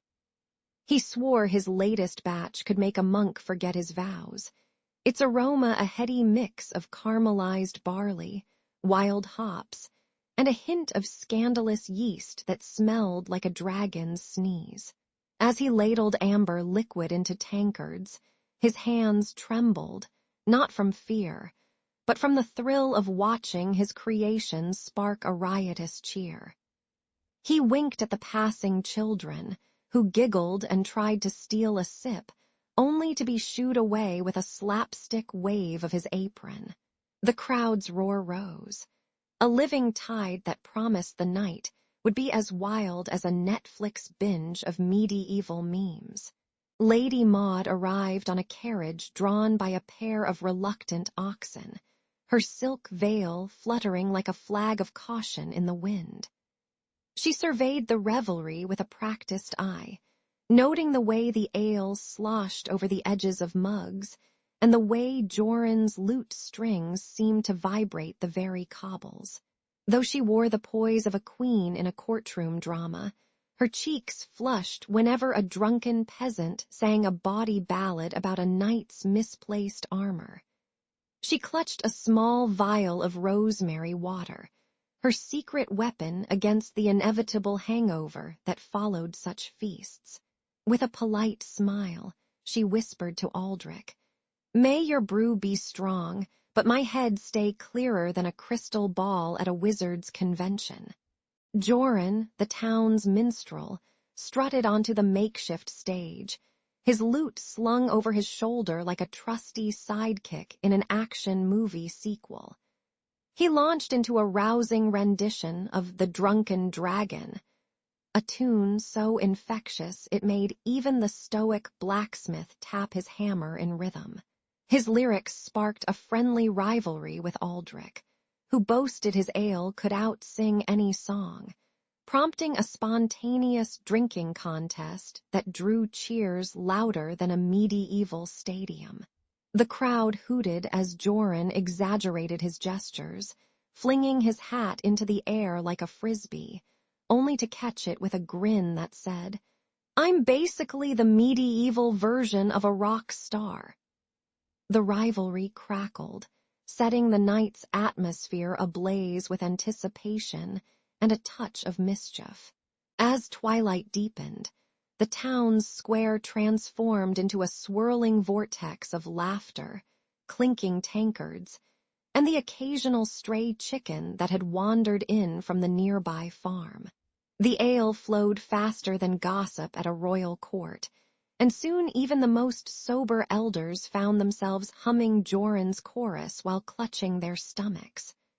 Aldrich's brew, though delicious, carried a hidden potency, a dash of wild yeast that could turn a merry jig into a stumbling stumble in the blink of an eye. Lady Maud, ever the cautious one, watched the revelers with a mixture of amusement and dread, knowing that one too many rounds could turn the feast into a medieval version of a blackout party. And so, under St. Hildebrand's watchful painted gaze, the night teetered on the edge of hilarity and hazard, reminding everyone that a drunken revelry in medieval times could indeed turn deadly. When the amber sun sank behind the crooked towers, the wooden doors of the Green Dragon creaked open to a flood of weary villagers. Inside, the great oak casks groaned as they were emptied faster than a tavern in a thunderstorm, foam spilling like white sea spray onto the flagstones. Aldrich's apprentice, a lanky lad named Joran, slipped a steaming kettle of a new brew into the line. It sent a wild mash of cinnamon, clove, and an exotic herb no one could name. The liquid glowed a mischievous amber, and the crowd cheered as if the gods themselves had poured a fresh batch of ambrosia. Even the candlelight seemed to dance in rhythm with the clink of mugs.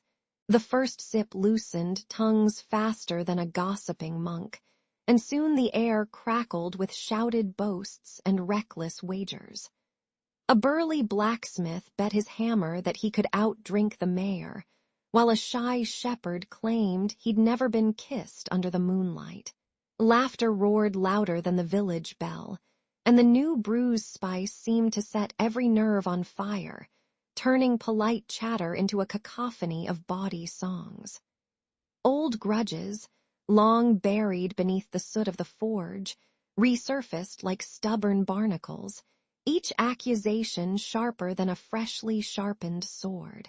Even the inn's resident cat swayed on the counter, as if it were auditioning for a medieval tick-tock dance. Amid the clamor, a shadow slipped through the doorway, hood pulled low, eyes glittering like a midnight market stall. The figure glided to the back where the barrels rested, and with a practiced hand he uncorked a tiny vial of bitter nightshade, the poison that could turn a stout heart to stone. He tipped the dark liquid into the newest barrel, watching it swirl like ink in water, then vanished as silently as a monk's confession. No one noticed the faint, acrid scent that lingered for a heartbeat, masked by the spiced aroma of the fresh brew. The night's mischief had found its secret weapon, hidden beneath layers of honeyed warmth. The next round poured, and the nightshade's poison slipped into the mouths of the revelers like a sneaky plot twist in a Netflix drama. At first the drink tasted just as sweet, but within minutes, a cold fire clawed up throats, and faces twisted into masks of panic and nausea. Mug after mug clattered to the floor as men clutched their bellies, vomit mingling with spilled ale in a grotesque river of foam and bile. The tavern's lively chatter dissolved into guttural cries, and the once jolly blacksmith fell to his knees, swearing his hammer was cursed. Even the cat bolted, its fur standing on end, as if the very air had turned into a bad alchemical experiment. By the time the first rooster crowed, the green dragon resembled a battlefield of broken chairs, shattered dreams, and a lingering scent of bitter herbs. The surviving villagers stumbled out into the dawn, their heads pounding like war drums, swearing never to trust a new brew again. Aldrich's apprentice, eyes wide with guilt, could barely whisper that the nightshade had been a prank gone horribly wrong, a lesson in medieval chemistry that even a sorcerer's apprentice should heed. The tale of the flowing casks spread through the shire, warning that a drunken revelry can turn deadly faster than a knight's temper in a tavern brawl. And so the next festival, the townsfolk raised their cups a little more cautiously, remembering that even the most festive poor can hide a serpent. The great hall of Castle Thornwick throbbed with revelry, torches flickering like drunken fireflies, and the scent of roasted boar mingling with spilled ale. Minstrels plucked lutes while jesters somersaulted, their bells jingling like a medieval ringtone. Suddenly, a rogue spark leapt from the hearth, igniting a stray straw and turning the warm glow into a hungry blaze. The flames hungrily devoured the wooden beams, casting grotesque shadows that danced like the ghosts of a bad sitcom laugh track. A gasp rose from the crowd as smoke curled upward, tasting of burnt leather and burnt pride. Through the choking haze, Lady Maud slipped like a cat on a silk rug, her eyes scanning for the missing vial of nightshade that the apothecary had warned her about. She spotted the apprentice, Tomas, cowering behind an overturned barrel, his hands trembling over the cracked ceramic. "Give it back," she hissed, brandishing a jeweled dagger that glittered like a Game of Thrones prop. Before Tomas could stammer a reply, a drunken lord shoved him, and the apprentice's head slammed against the stone floor, knocking Maud unconscious with a thud that sounded like a dropped goblet. The vial clattered away, rolling into the fire's hungry maw. Meanwhile, Joran the boisterous knight, fueled by a tankard of mead, swaggered to the center of the floor, sword flashing like a neon lightsaber. He twirled, sliced the air, and shouted, "Who dares challenge Sir Joran?" The crowd roared, mistaking his flamboyant swordplay for a duel, and soon a dozen burly men lunged at each other, their steel clanging like a medieval metal band. Cups shattered, spilling amber rivers across the flagstones, and a stray blade nicked a dancer's sleeve, drawing a gasp that turned into a shriek. The brawl threatened to spill blood onto the trembling, terrified dancers who tried to keep their feet moving as if the floor itself were a dance floor in a tick-tock challenge. Fire licked the tapestries, turning the embroidered lions into charred, snarling beasts that seemed to roar in the smoky air. The smell of singed wool mingled with the metallic tang of blood and the sour bite of spilled wine, making every breath feel like a punch to the gut. Screams rose, mingling with the frantic drumbeats, while the hall's chandeliers swayed, their candles sputtering like nervous fireflies. Servants scrambled, slapping at the flames with damp cloaks, their faces smeared with soot and panic. Even the castle stones seemed to shudder, whispering of doom as shadows stretched, reaching like the hands of a tired stage manager pulling the curtain on a disastrous act. When the last ember sputtered and the fire's fury waned, the hall lay in a mess of charred wood, broken swords, and the faint, lingering perfume of burnt herbs. The surviving revelers huddled, eyes wide, whispering about the night the celebration turned into a medieval horror movie. Lady Maud, now stirring on a pile of cushions, blinked at the empty spot where the vial had vanished, a wry grin tugging at her lips despite the soot on her cheek. Joran, nursing a cut on his forearm, swore off swordplay until sunrise, promising to stick to less incendiary hobbies like knitting. As the shadows retreated into the corners, they seemed to chuckle, reminding everyone that even in the darkest of feasts, a little chaos is the spice that keeps history interesting. The great hall of Castle Blackthorn throbbed with the clang of drums and the raucous shouts of revelers. Lanterns flickered like fireflies trapped in amber, casting amber glows on tables piled high with roasted boar and steaming pies. At the center, a massive oak barrel brimmed with frothy ale, its surface bubbling as if a dragon were brewing a potion. The scent of spilled mead, sweat, and roasted garlic hung heavy, making the air taste of iron and mischief. Laughter roared louder than the minstrels' lutes, and even the stone gargoyles seemed to grin at the drunken merriment. When the great iron clock struck midnight, a low chime reverberated through the rafters like a funeral toll for the night's innocence. At that exact moment, the barrel's tap slipped, and a fresh wave of ale cascaded into goblets.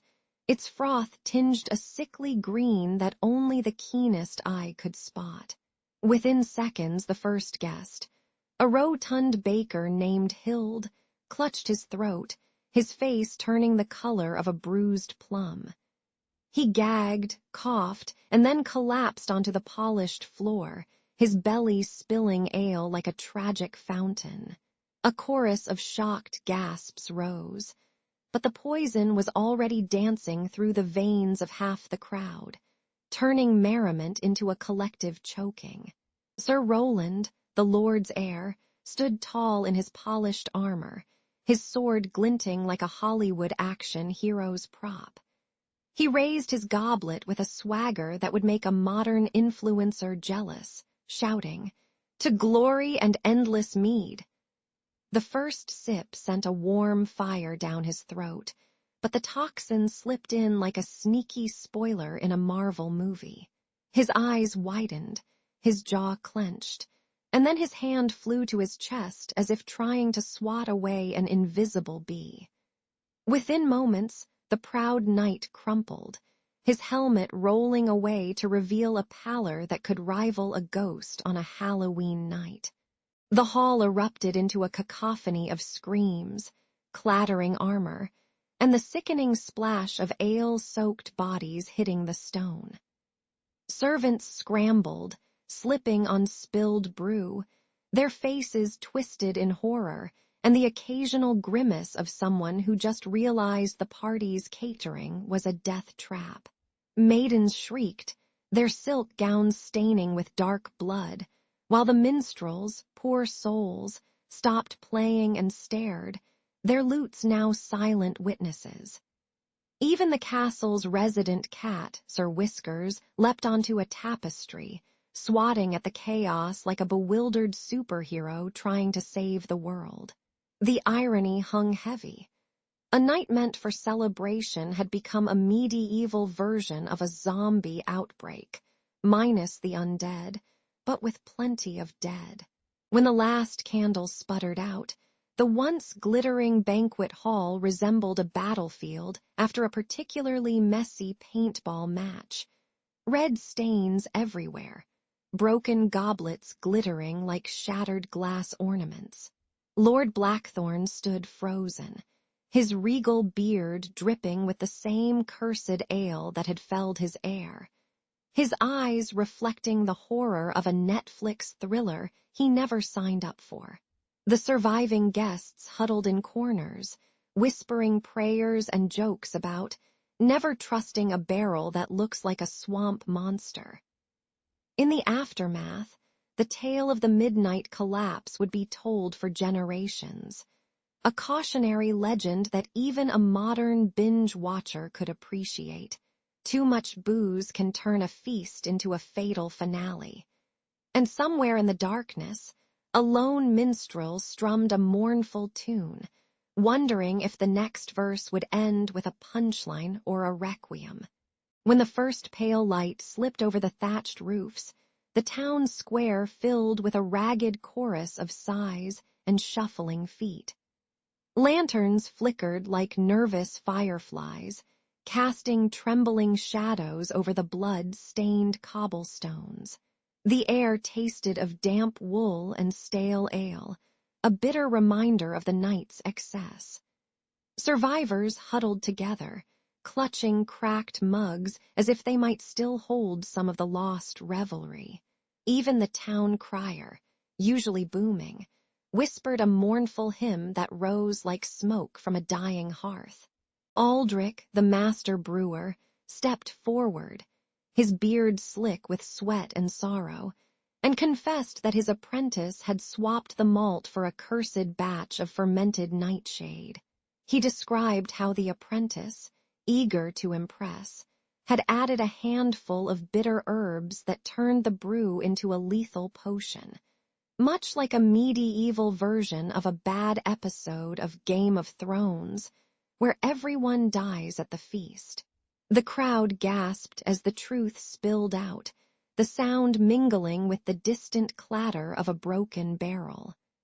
Aldrich's voice cracked, but his eyes burned with a fierce resolve to never let such folly repeat. The confession hung in the cold morning air, like a sour ale left uncorked too long. Lord Heron, his armor still dented from the previous night's chaos, slammed his gauntlet onto the stone table, sending a spray of dust into the sunrise. He declared new ordinances. Every brew must be inspected by 3 sober men, the kettles sealed with iron bands, and any apprentice caught tampering would face the town's stocks and a public shaming that would make even a reality show contestant blush. The Lord's voice boomed, echoing off the market stalls, while a stray dog barked, as if questioning the sudden seriousness. He warned that the next time the ale ran dry, the only thing flowing would be blood, a grim joke that sent a shiver down the spines of the gathered. The crowd murmured assent, clutching their scarves tighter against the chill of accountability. Lady Maud, her cheeks flushed from fever but her spirit unbroken, rose on a makeshift dais, her robes rustling like dry leaves. She lifted a simple wooden cup, its surface scarred from the previous night's spill, and swore a solemn vow to temper future revelries with vigilance, promising to appoint a council of sober watchmen. Think medieval version of a neighborhood watch, but with more mead and less gossip. Her voice rang clear, cutting through the lingering smell of sour barley and burnt wood, and she invoked the memory of the fallen as a cautionary tale for all who would raise a tankard again. With a wry smile, she warned that even the mightiest lord could be humbled by a bad batch, likening the situation to a superhero whose powers fail after too much karaoke. The townsfolk, inspired and a little amused, nodded, feeling the weight of her promise settle like a warm blanket over the cold stones. As the sun climbed higher, the survivors dispersed, each carrying the bitter taste of regret and the faint aroma of fresh bread to mask the memory of poison. The tale of the drunken revelry that turned deadly spread like wildfire, whispered in taverns and taught to children as a legend of caution, much like a cautionary Disney ending, but with more mud and fewer singing animals. Over the years, the story became a rite of passage, recited at every harvest festival, reminding all that merriment without moderation is a recipe for disaster. Statues of a frothing mug and a broken kettle were erected in the square, a gritty monument to the night when joy turned to tragedy. And so, the dawn of reckoning stood not only as a moment of mourning, but as a perpetual warning that even the most spirited feast must be brewed with a sober hand. The town of Ravensgate thrummed like a kettle on a fire, its cobblestones slick with yesterday's rain and tomorrow's gossip. At the heart of the clamor stood the Oak and Ember, a timbered alehouse whose sign, a burning oak clutching a mug, swayed in the wind like a drunken sailor.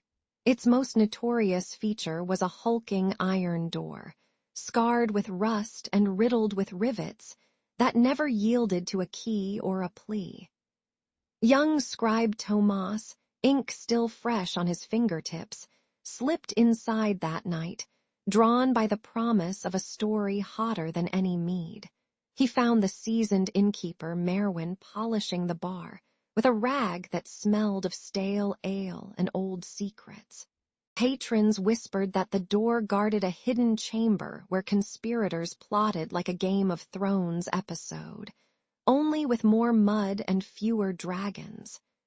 The scent of smoked herring and spilled ale mingled with a faint, metallic tang that seemed to seep from the iron itself, as if the metal were breathing. A lanky minstrel claimed to have seen a flicker of candlelight behind the slab, while a burly blacksmith swore he heard muffled laughter echoing from beneath the floorboards. Even the town's cat, a scarred tabby named Sir Whiskers, avoided the doorway, its tail puffed like a question mark of dread. Merwin chuckled, his eyes twinkling, and warned Tomas that curiosity had a habit of turning scribes into footnotes in the very mysteries they chase. When Tomas mentioned the ancient manuscript, a vellum rumored to contain the lost recipes of the kingdom's finest mead, a spark ignited in Merwin's weathered grin. The innkeeper swore on his mother's cracked teacup that the manuscript lay hidden behind the stubborn door, waiting for a worthy hand to claim it. In exchange, Tomas would have to retrieve it before the next full moon, or else the alehouse would be forced to serve water for a week, a fate worse than a tax collector's audit. Tomas, whose pockets were as empty as a beggar's bowl, accepted, feeling the weight of destiny settle on his shoulders like a sack of barley. He imagined the manuscript's pages fluttering like a superhero cape, promising fame, fortune, and perhaps a better pen. Merwin handed him a rusted key that looked more like a twisted pretzel than a tool, and whispered, "Good luck, lad, though luck is just luck wearing a disguise." Tomas approached the iron door, its surface cold as a witch's stare, and slipped the pretzel-shaped key into the lock. With a reluctant click that sounded like a tavern door slamming shut on a drunk, the lock yielded, and the door groaned open, spilling a gust of stale, sour breath into the alehouse. Beyond, a narrow stairwell descended into darkness, the walls slick with condensation that dripped like reluctant tears. The air grew thick with the smell of old leather, damp stone, and a faint perfume of incense that hinted at secret rites, perhaps a medieval version of a speakeasy. Tomas felt his heart thump like a drum in a marching band, half terrified, half thrilled, as he whispered, "Is this the hidden hall or just a really elaborate pantry?" He took a tentative step, and the floorboards complained with a squeak that sounded suspiciously like a sarcastic laugh. At the bottom, the hidden hall unfolded like a forgotten theater, its vaulted ceiling draped with faded tapestries depicting knights jousting on what looked suspiciously like modern scooters. A long oak table stretched across the room, littered with candle stubs, half-eaten pies, and a scroll that pulsed with an amber glow, the very manuscript Merwin had promised. Around the table, Cloaked figures murmured in hushed tones, their voices a blend of conspiratorial intrigue and the occasional snort of laughter, as if they were discussing the latest gossip about the king's new beard style.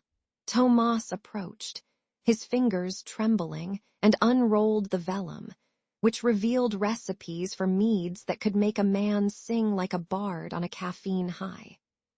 Merwin appeared from the shadows, clapping his hands with a grin wider than the door, and declared that Tomas had earned not only the manuscript, but also a lifetime supply of the finest oak-aged brew. The inn erupted in cheers, the scent of triumph mixing with the lingering smell of spilled ale. And Tomas realized that some doors, once opened, lead not just to secrets, but to a whole new chapter of his own legend. Tomas slipped a mug of sour ale into his hands and scanned the dimly lit room of the Old Stag, where the scent of sweat and spilled wine clung to the rafters like a stubborn fog. He nudged a stack of dented oak barrels, and a low thud echoed as one gave way, revealing a narrow crack in the stone wall. Curiosity prickled his spine, and he shoved a trembling hand into the gap, feeling cold, damp earth beyond. A hidden stairwell yawned before him, its steps slick with centuries of forgotten footfalls. With a grin that tasted of mischief and mildew, he began his descent into the unknown. The cellar swallowed the light, leaving only flickering torchlight that painted the walls in jittery amber shadows. The air was thick with the sour tang of fermented grapes, the metallic bite of old iron, and a whisper of mold that seemed to crawl up his throat. Cloaked figures huddled around a scarred wooden table, passing folded parchments that crackled like firecrackers when unfurled. Their eyes darted like sparrows, and each exchange was punctuated by a soft, conspiratorial chuckle that sounded oddly like a secret handshake in sound. Tomas realized he had stumbled upon a market of whispers, where words were the true currency. From the corner emerged a minstrel, her lute silent, her eyes bright as polished amber, and her lips forever sealed. A mute named Alara who communicated through gestures as eloquent as a Shakespearean soliloquy. She slipped a single, silvered coin into Tomas's palm, then pointed to the massive oak door at the far end, its iron bolts glinting like a dragon's teeth. With a graceful sweep of her hand, she mimed a warning. The door guarded more than barrels of wine. It shielded a secret society that traded in contraband knowledge. Her eyes flickered with a mix of dread and defiance, as if she had seen too many scholars vanish into the night like socks in a dryer. Tomas felt the weight of her silent plea settle on his shoulders, heavier than any ale barrel. The locked door loomed, its wood swollen with age, its hinges creaking like a tired storyteller. Rumors whispered that inside lay a library of forbidden scrolls, alchemical formulas, and maps that could redraw kingdoms, knowledge more dangerous than a dragon's breath. It was as if the Brotherhood of the Black Quill had set up a medieval version of the Jedi Council, except their lightsabers were ink-stained quills, and their force was the power of hidden truth. The irony was palpable. A place meant for merrymaking now housed the most serious of conspiracies, all under the nose of the innkeeper, who probably thought the clink of coins was the only rebellion he needed to hear. Ilara's mute warning echoed louder than any shouted proclamation, reminding Tomas that curiosity could be a double-edged sword. Tomas stepped back from the door, his heart drumming a frantic jig that threatened to drown out the cellar's low hum. He laughed, half in awe, half in terror, realizing he had become the unwitting protagonist of a story that would make even the most seasoned bard blush. The smell of stale ale mixed with the sharp tang of anticipation, and he could almost hear the distant roar of a Netflix series trailer. When secrets rise, the cellar answers. With a final glance at Alara, who gave him a wry, wordless salute, he turned toward the stairwell, ready to climb back into daylight and plot his next move. The locked door remained, a stubborn mystery, but now Tomas knew that some doors are meant to be knocked on, not opened. Under the flickering torchlight of the crooked stag, Tomas nudged a loose stone in the pantry wall and heard a hollow thunk that echoed like a dropped drum. Ilara's eyes narrowed as a thin veil of dust puffed up, smelling of stale ale and mouse droppings, and she slipped a cloth over her nose to keep the stench at bay. Together they pried the false panel free, revealing a cramped cavity that smelled of mildew and old leather. Inside lay an ancient ledger, its cover bound in cracked oak that creaked when Tomas lifted it, as if sighing under the weight of centuries. The moment the heavy book thumped onto the stone floor, a cold draft whispered through the hidden niche, rattling the iron sconces above. The ledger's pages were a riot of cryptic symbols, each inked in a hue that shifted from deep umber to a ghostly teal when the torchlight danced across them. Ilara traced a looping rune that resembled a dragon swallowing its own tail, muttering that it matched the sigil of the secretive Order of the Quill, a network of rebel scholars rumored to hide in taverns like squirrels in a pantry. Tomas flipped to a margin where a doodle of a cat wearing a crown winked at them, a sly reminder that even dissenters enjoyed a good meme before memes existed. The margins were peppered with marginalia, tiny arrows pointing to hidden passages, dates written in a calendar no one used since the Black Plague, and a scrawled note that read, "If you're reading this, the ale is poisoned, but the truth is not."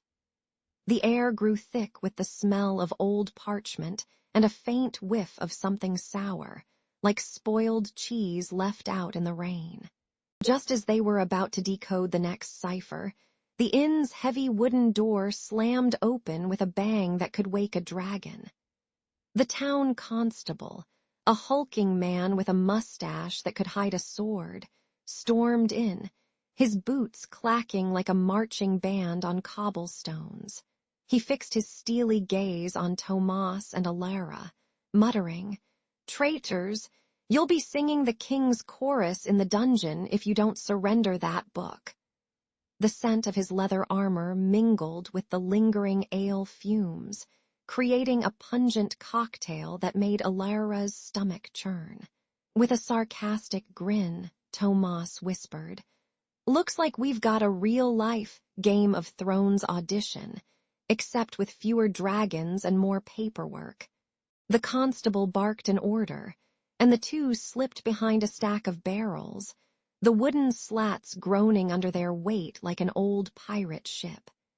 They darted into a narrow passage that smelled of damp stone and the faint, sweet rot of forgotten grapes, their footsteps echoing like a frantic drum solo. The labyrinthine corridors twisted like a pretzel, each turn revealing low, vaulted arches adorned with cobwebs that brushed their faces like lazy cats. Somewhere ahead, a distant clatter of metal suggested the constable's men were closing in, their lanterns casting jittery shadows that danced on the walls like nervous fireflies. Ilara's breath came in ragged bursts, the cold stone biting at her fingertips, but a mischievous grin tugged at her lips. She loved a good chase more than a quiet night with a mug of mead. At last they burst into a vaulted cellar, its floor slick with spilled wine and the acrid scent of burnt pitch, the perfect hideout for any rogue scholar or medieval superhero. Tomas slammed the ledger shut, the thud resonating like a war drum, and whispered, "We've got the map. Now we just need a decent Wi-Fi signal to download the rebellion." The constable's shout faded into the distance, replaced by the soft drip of water from the ceiling, a metronome to their racing hearts. As they caught their breath, a lone bat swooped overhead, scattering a cloud of dust that glittered like powdered sugar on a donut, an oddly sweet ending to a bitter encounter. With the ciphered ledger clutched tight, they slipped deeper into the darkness, ready to follow the inked arrows toward the next secret door, and perhaps, just perhaps, a free pint at the end of it all. The great wooden clock in the inn's dim hallway struck 12, and the candlelight flickered like a nervous audience. Tomas hunched over the cracked parchment, his fingertips dancing over the final cipher as if it were a medieval cheat code. The letters clicked together, each revelation louder than the last, until the last glyph fell into place with a satisfying thunk. A low, guttural groan rose from the stone walls, as if the building itself were exhaling after a long, secretive breath. Patrons in the common room muttered about ghosts, but Tomas only heard the promise of hidden truth humming in his ears. With a shudder that rattled the hanging mugs, the iron door, so thick it could have doubled as a medieval battering ram, creaked open. A hidden gear, coated in centuries of rust and the faint scent of spilled ale, slipped into motion, pulling the massive slab aside like a stage curtain. The air that poured out was cool and damp, smelling of mildew, old parchment, and a hint of something sweet, like burnt sugar from a long-forgotten feast. Dust swirled in the torchlight, catching the beam and turning it into a golden haze that made the whole corridor look like a scene from a low-budget fantasy film. Tomas stepped forward, his boots echoing against the stone, feeling both like a hero in a video game and a thief caught in his mother's laundry basket. Beyond the doorway lay a vaulted chamber, its ceiling arched like the ribcage of a great beast, and the walls were lined with shelves that sagged under the weight of forbidden texts. Leather-bound grimoires with titles in cracked Latin stared back, their pages whispering of demons, lost languages, and recipes for turning lead into gold, if you liked a side of arsenic. In the center, an alchemist's bench was cluttered with copper alembics, glass vials that glowed green, and a brass scale that seemed to sigh under the weight of a single, trembling feather.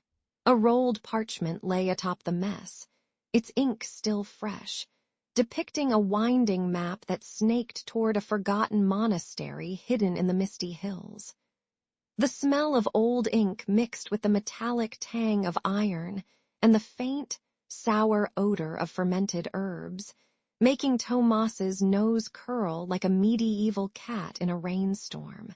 Tomas let out a laugh that echoed off the stone, half astonished, half terrified, like a kid who just found the cheat code for unlimited lives in a retro game. Well, looks like the inn's got more secrets than a celebrity's Instagram, he joked, though his voice trembled like a lute string about to snap. The irony wasn't lost on him. A place that served cheap ale and stale bread now housed the kind of knowledge that could topple kingdoms. Yet the innkeeper still insisted on charging for a second round of mead. He brushed a cobweb off his sleeve, feeling the gritty texture of centuries-old dust cling like a bad haircut, and wondered if the ghosts of past scholars were watching, sipping their spectral brews. The chamber felt alive, its shadows shifting as if the walls themselves were winking, reminding him that history is often just a series of doors we forget to lock. With the map unfurled, Tomas traced the inked route that led through tangled forests, over crumbling bridges, and finally to a cloister hidden beneath a waterfall that sang like a choir of banshees. The forgotten monastery, according to the scribbles, housed the true heart of the inn's secret, a repository of knowledge so potent it could rewrite the very notion of power in the realm.